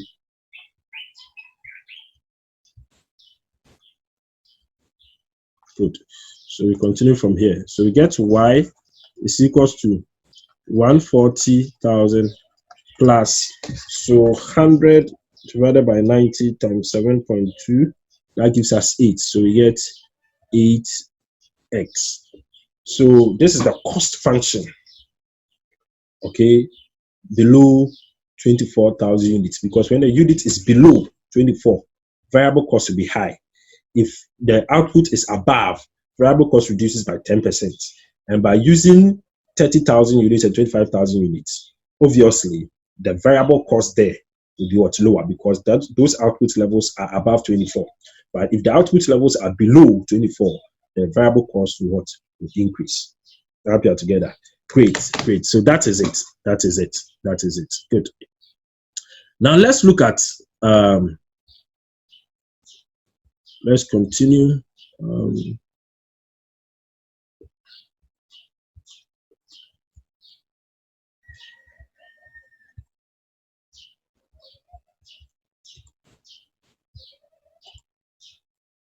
Let's continue our discussions. Now let's look at high and low analysis with inflation. High and low analysis with inflation. Now, there are instances where we may be living in a highly volatile environment where there are inflation here and there. And how does that affect our high and low method application? Now, we are saying that inflation can distort information derived from high and low analysis. This problem is resolved by inflating the out-of-date costs to the same price levels as the most recent costs. Said inflation can distort the information derived from high and low analysis. This problem is resolved by inflating the out-of-date costs to the same price levels as the most recent costs. Alternatively, where the total cost of production is affected by inflation, calculation of cost should be done at constant price. Cost at constant price implies stripping off the inflation element from the cost at current price. So here we are going to look at the first section where we would have to bring the out-of-date cost to the most current or the recent cost. Okay. The second part is another approach. Now, our syllabus, okay, our textbook uses the first approach, which is inflating the out-of-date cost to the most recent cost. So I'm going to concentrate on that one. Okay, good. So let's see. A company has recorded the following costs in the past 6 months. So we have the data. Inflation has been running at 1% per annum. Required. Determine variable cost per unit. Okay. determine the variable cost per unit, determine the fixed cost for the period, and construct the cost function. Construct the cost function. Okay, so let's see.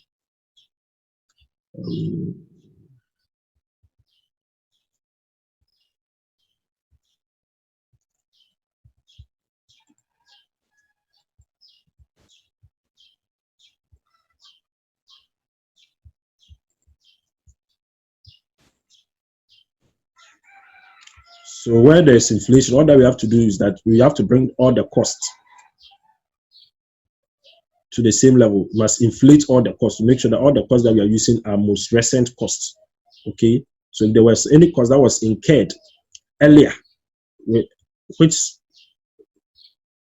or in a period where there was no inflation, now that we are in a current situation where we are affected by inflation, it means that we have to bring that old cost to inflation adjusted value, okay, and then carry out our analysis. So basically that's what we are going to look at.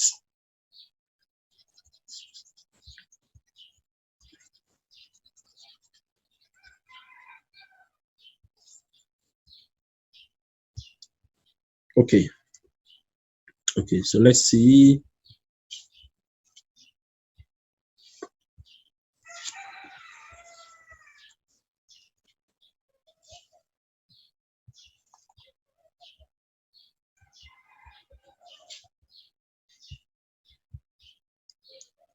All right, so here we need to pick the first one is A, to determination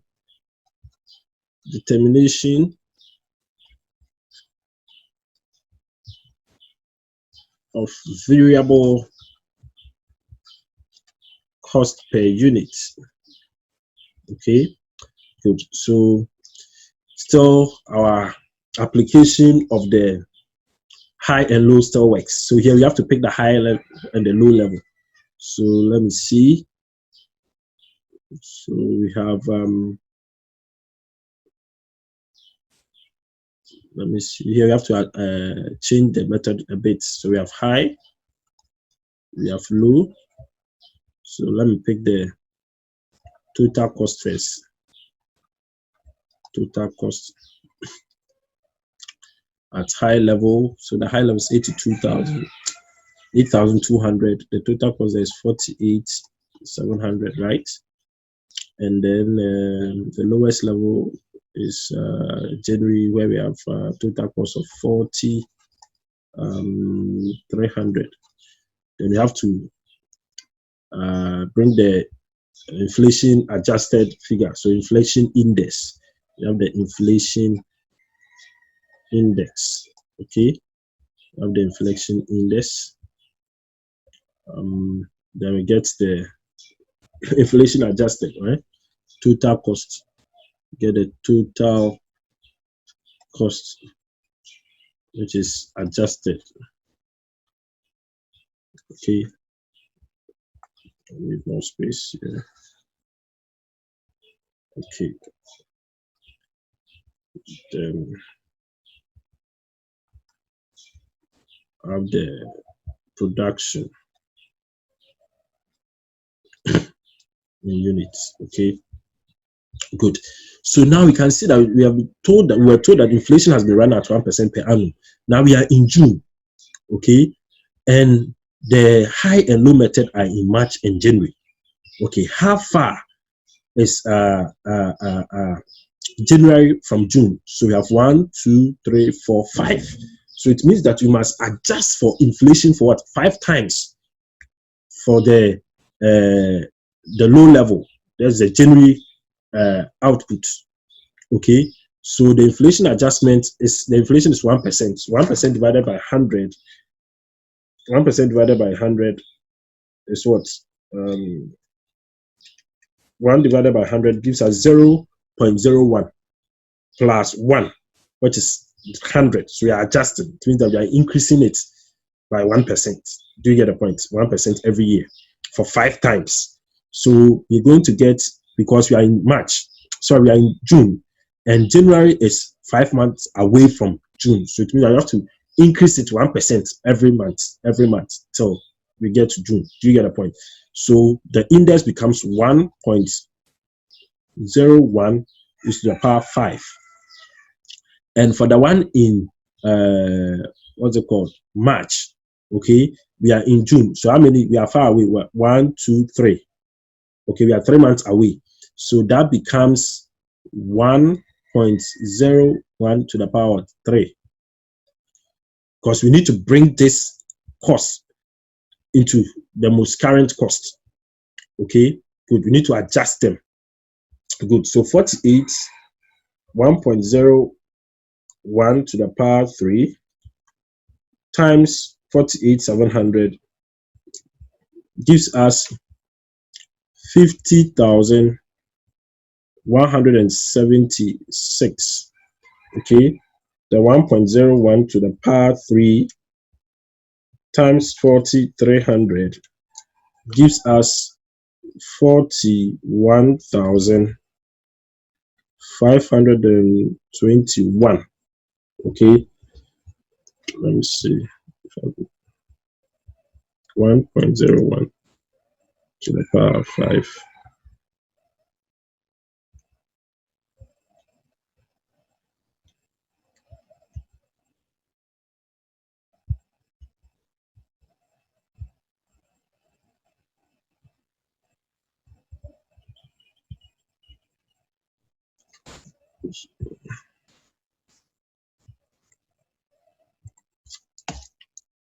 Sorry, this gives us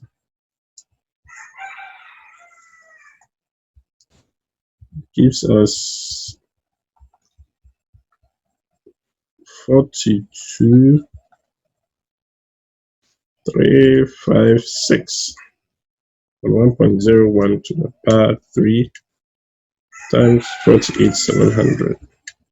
That gives us 50,176. 50,176. And the production unit at the high level is 8,200 and at the low level is 5,800. Okay, so now we use the inflation adjusted figure. So we have 50,176 minus 42,356. That gives us 7,820. 8,200 minus 5,800. That gives us 2,400. Okay, good. So we have found our the difference in total cost and difference in output level. Now we need to determine the variable cost per unit. So variable cost per unit is given as the difference in total cost, here adjusted, over difference in activity level. So here we have 7,820 divided by 2,400, and that gives us we have 3.26 per unit. Okay, good. And we are asked to determine the fixed cost for what? The period. The fixed cost for the period. So using the high level, we have 50,176 is equals to A plus 3.26 into brackets 8,200. I hope you are following. Good. So we have 50,176 is equals to A plus now 3.26 times 8,200 gives us 26,732. So we have 50,176 minus 26,732 is equals to A. Okay, So we have A is equals to um,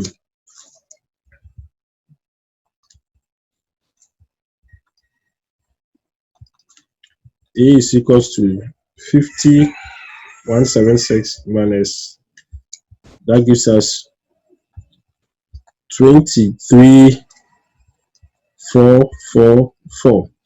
Okay, so that is our fixed cost. That's our fixed cost, and that's our fixed cost. So that is B. Now C is for us to construct the cost function. So we have Y cost function. We have Y is equals to A, which is 23,444 plus 3.26x. Okay, that's our cost function. So this is the inflation adjusted figure. This is the inflation adjusted figure.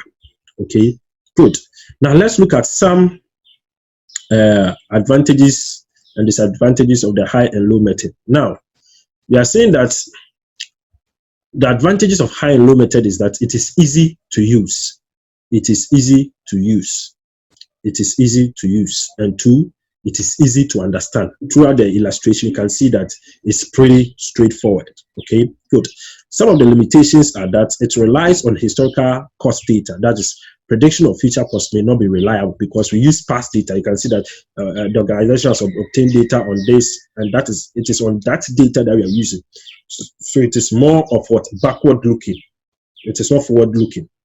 Good.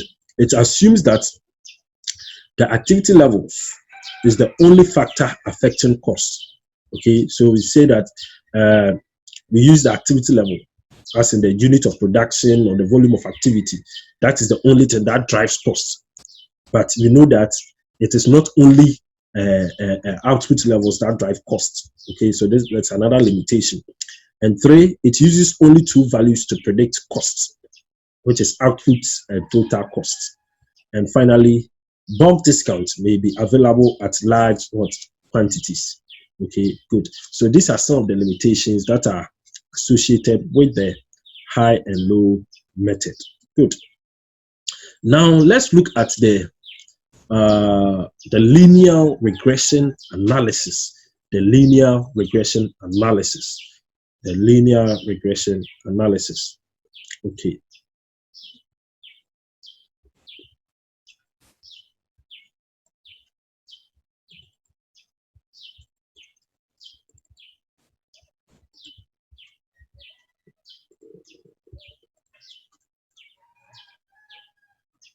The linear regression analysis. Okay, that is the third method, the linear regression analysis. Now, the linear regression analysis is a statistical technique for calculating the line of best fit from a set of data.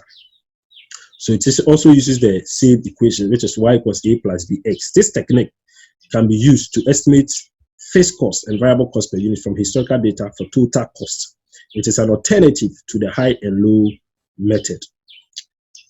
It can also be used to predict future values by predicting future sales by projecting the historical sales trend into the future on the assumption that sales growth is rising at a constant rate in a straight line. Okay, so what are the differences between the regression analysis and the high and low analysis? Now, high and low analysis uses two sets of data for X and Y, the highest value for X and the lowest value for Y. Regression analysis, on the other hand, uses as many sets of data for X and Y as are available. We will look at it when we look at the calculation. That's when we'll be able to follow these differences. The next thing is that because regression analysis calculates a line of best fit for all the available data, it is likely to provide a more reliable estimate than the high and low analysis for the values of A and B. That's the fixed cost and the variable cost. Regression analysis can be used to assess the extent to which values of Y depend on the values of X. This is done by calculating a correlation coefficient, which is explained later. Regression analysis uses more complex arithmetic than the high and low analysis and a calculation or small spreadsheet model is normally needed. It's normally needed. It's good. So the linear regression formula. The linear regression analysis is a statistical technique for calculating a line of best fit where there are different values of S and for each value of S there's associated value of Y in the data. Good. So we have Y equals A plus BS, and here we have a formula for determining each of the variable, which is A and B. So here A is determined as the sum of Y over N, that is the number of data that we have, minus B into brackets sum of X over the number of data that we have. Then B is giving us N sum of XY all over N sum of X squared, then minus sum of X sum of Y all over sum of X or what squared. Good. So the approach to the linear regression is that set out the pairs of data into two columns, with one column for values of S and the second column for associated values of Y. For example, X for output and Y for total cost. Good. Set up a column for S squared. Calculate the square of each value of S and enter the value in S squared column. And set up a column for XY, and for each pair of data, multiply X by Y and enter the value in the XY column. Then sum each column. It's not sum, it should be sum. Sorry. Sum each column. Then enter the values into the formula and solve for B and then A. It must be in this order as you need B to find A. So from the formula, you can see that to be able to determine A, okay, you will need B. So first, you need to solve for B first. Okay, you need to solve for B first. Good. So let's take an example, okay, and see. Okay. Now, Adepa Limited has recorded the following output levels and associated costs in the past 6 months. So we have the figures given us. Required. Construct the equation of a line of best fit for the above data. Okay, so let's look at it.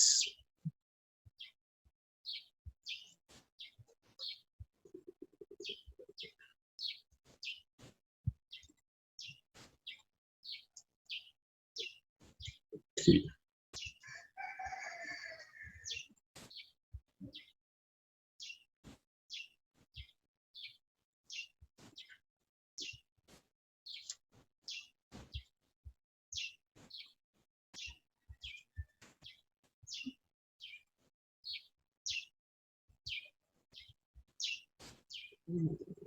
Good.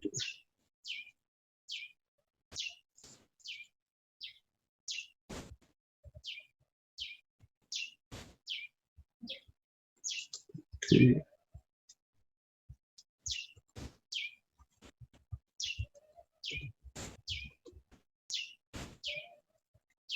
Okay.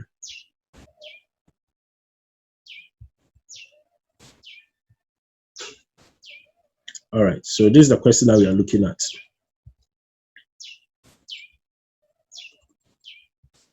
Okay, so let me quickly clean the board for us to look at the regression analysis and how it works.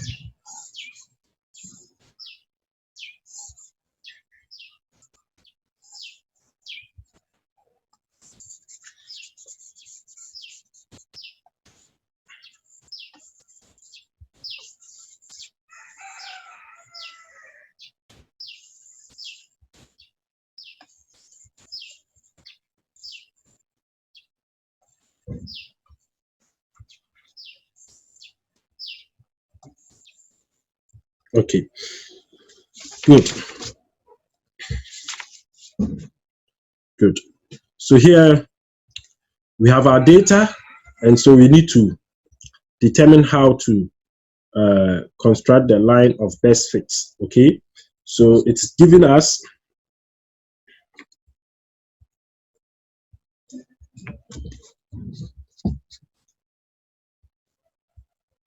Good.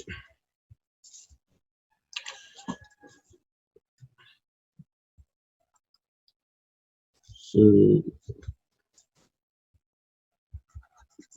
look at the determination of line of best fit. Okay. So here we need the values of X. Okay. So we have the month. We have the months. So here I have January, February, March, April, May, and what? June. Okay. So the outputs represent the X. Okay. The values of X. Okay. That represent the values of X.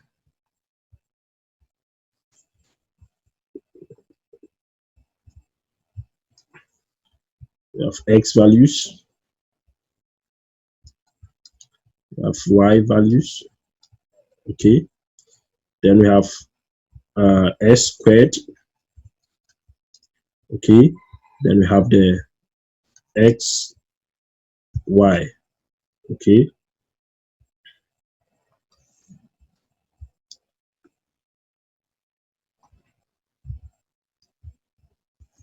We have X, Y. So generally the output is 5.8. We have 7.7. We have 8.2. We have 6.1. We have 6.5. And we have 7.5. And Y we have 40.3. We have 47.1. We have 48.7. We have 40 point, sorry.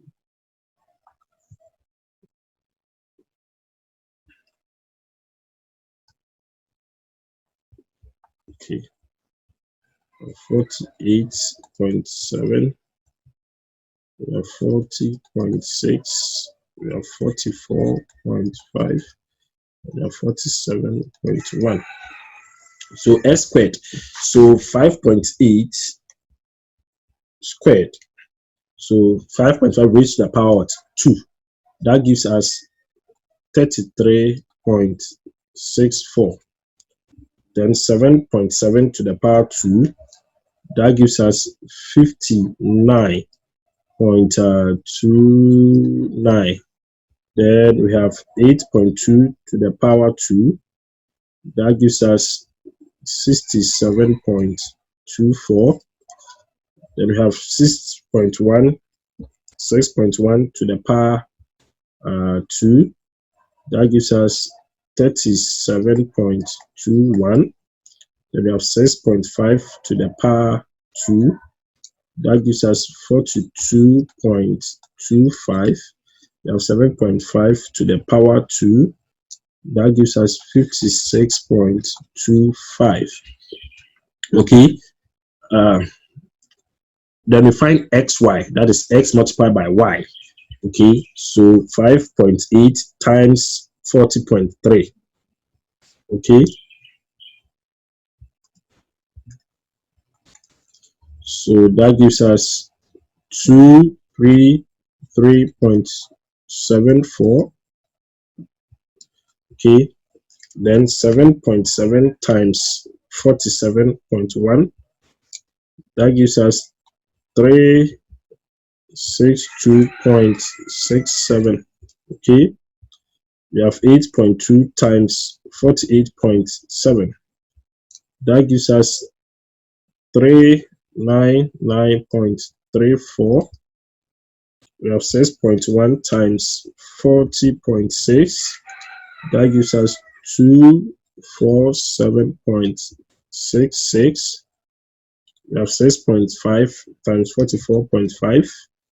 That gives us 289.25.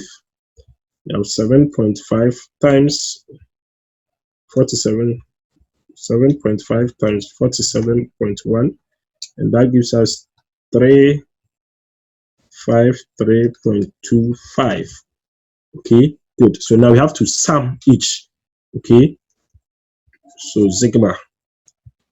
So we have this, that. So the sum of this, so we have 5.8 plus 7.7 plus 8.2 plus 6.1 plus 6.5 plus 7.5. That gives me 41.8. 41.8. Now 40.3 plus 47.1 plus 48.7 plus 40.6 plus 44.5 plus 47.1. That gives me 268.3. Then I have 33.64 plus 59.29 plus 67.24 plus 37.21 plus 42.25 plus 56.25. And that gives me 295. Sorry.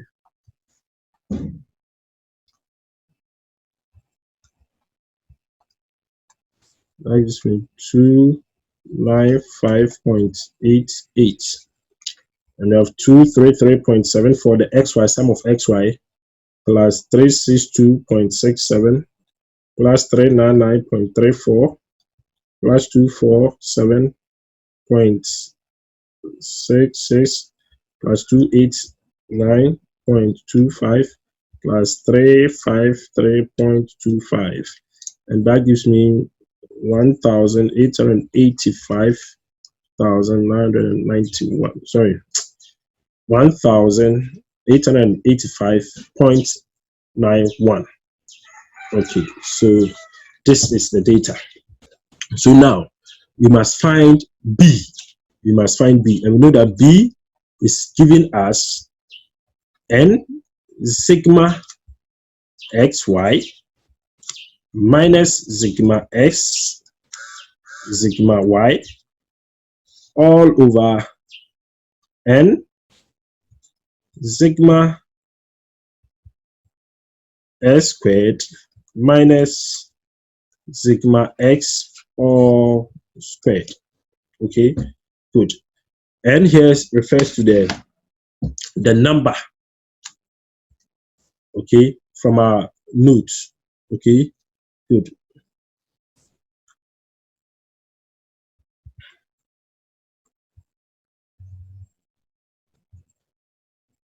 Good.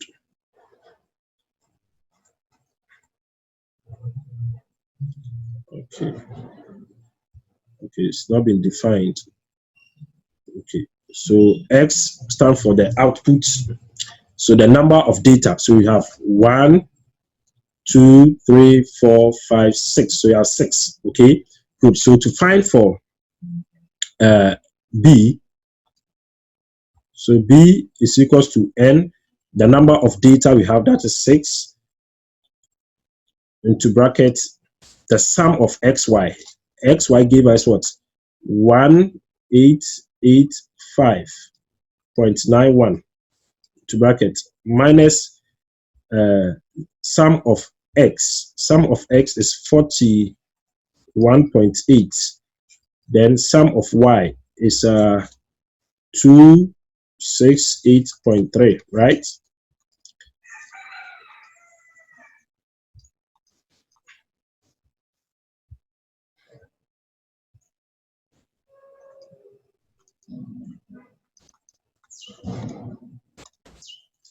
Okay, so this is over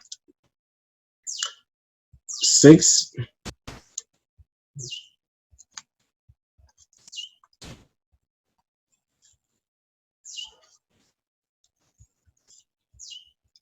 Okay.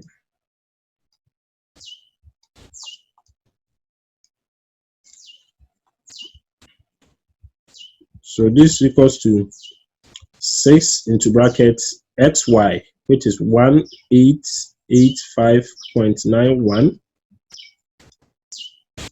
minus sum of X, which is 41.8,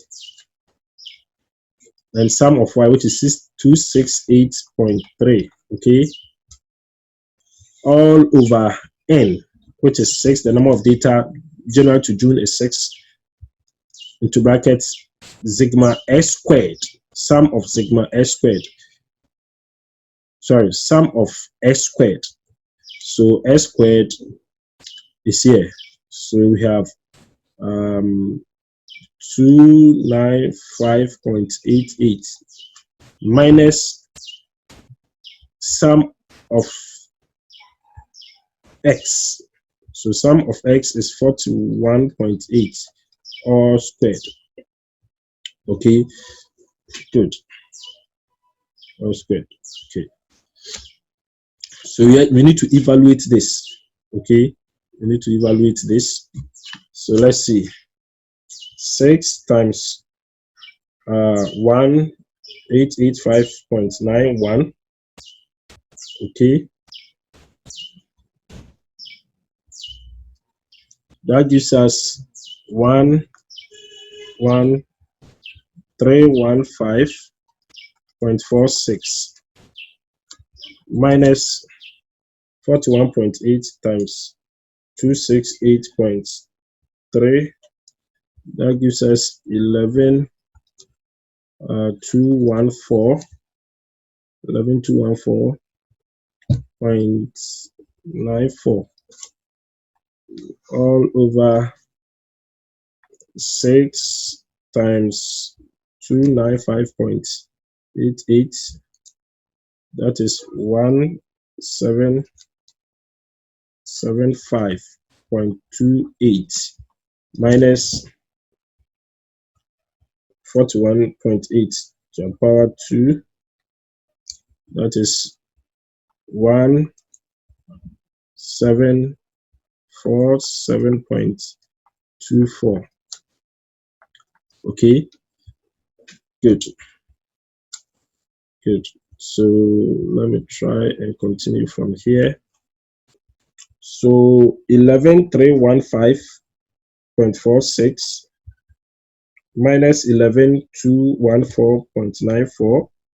That gives us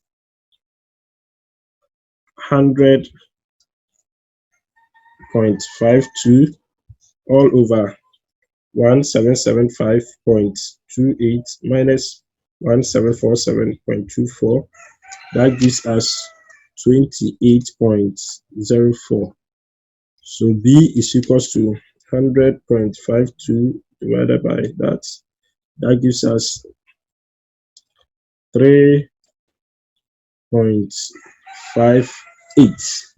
3.58. Okay, 3.58. So this is the cost in millions of dollars of making 1,000 units. Okay, so basically this becomes the B, which is a variable what? Cost. A variable cost. Okay, good.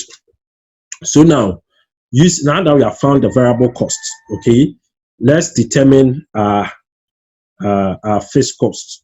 Okay, so still I need to clean this side to make way. Okay, I can clean this one because I don't need it anymore. I have all my variables. I have all my variables. I need sum of y. So let me write them here quickly before I clean it.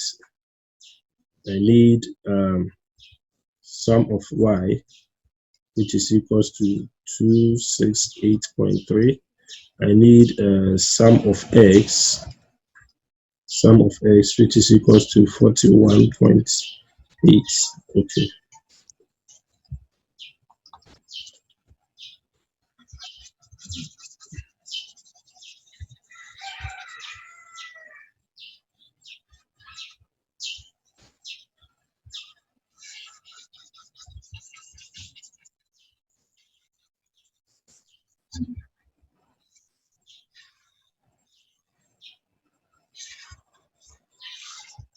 Okay.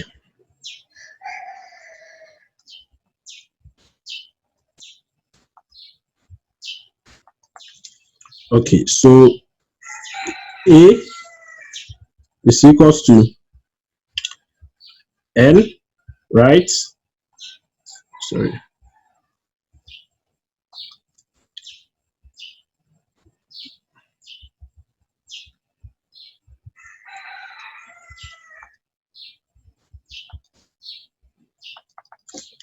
is equal to sigma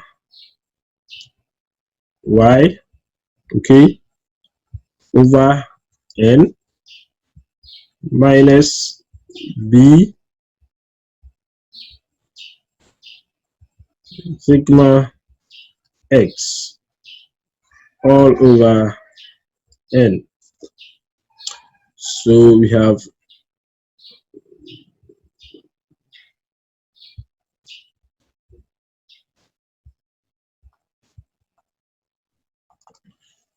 this is equals to sigma y, which is 268.3 over the set of data, which is 6, minus b, which is 3.58 into bracket sigma x, which is 41.8 all over 6. Okay, good. So we have 268.3 divided by 6. That gives us 44.72 minus 3.58 times 41.8 divided by 6. That gives us 24.94. So 44.72 minus 24.94. That gives us 19.78. 19.78. Okay, good. Good. So this is our fixed cost. This is our fixed cost. This is our fixed cost. Okay, that's our fixed cost, and that is in cedis. That is in cedi value. Okay, good. Don't forget that our data, the output is in units, and the cost is in millions. So the cost that we are looking at here, we are looking at it in millions of Ghana cedis. Okay, in millions of Ghana cedis. Good. So now let's look at our line of best fit. That's what we have to find. So line of best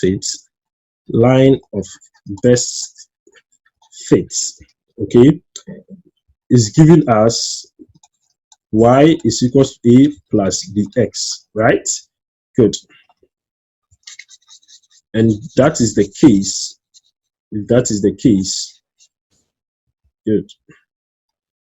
If that is the case, then we have y is equals to a, which is 19.78 plus b, which is 3.58 what x. Okay, so this is our line of best fit. Okay, which brings us to the same level. This is our line of best fit. Okay, good. So that's the linear regression method. So again, we have other examples in here. So make sure we solve about 1 or 2 questions in addition in our tutorial session. We take one under the high and low, we take one under the linear regression, and if there are any more questions, we will take them. And so at this point, if you have any question whatsoever, kindly note them. Okay, then in our interactive session, I will address all of them. Okay, good. So let's look at the other methods. Let's run through the other methods quickly. The other methods. Good. So we say we have the account analysis method, and we have the engineering method. Okay, those are the other 2 methods. Okay, so what's the account analysis? What does it do, or what is it about? How does it work? Okay, let's look at it. Now, the account analysis method of estimating fixed and variable costs involves a review of the appropriate cost from the general ledger to determine whether, in the judgment of the reviewer, costs in each account are fixed or variable. That is, the total of all costs identified as fixed provides the estimate of total fixed costs, and the total of all costs identified as variable divided by the production volume provides a variable cost per unit.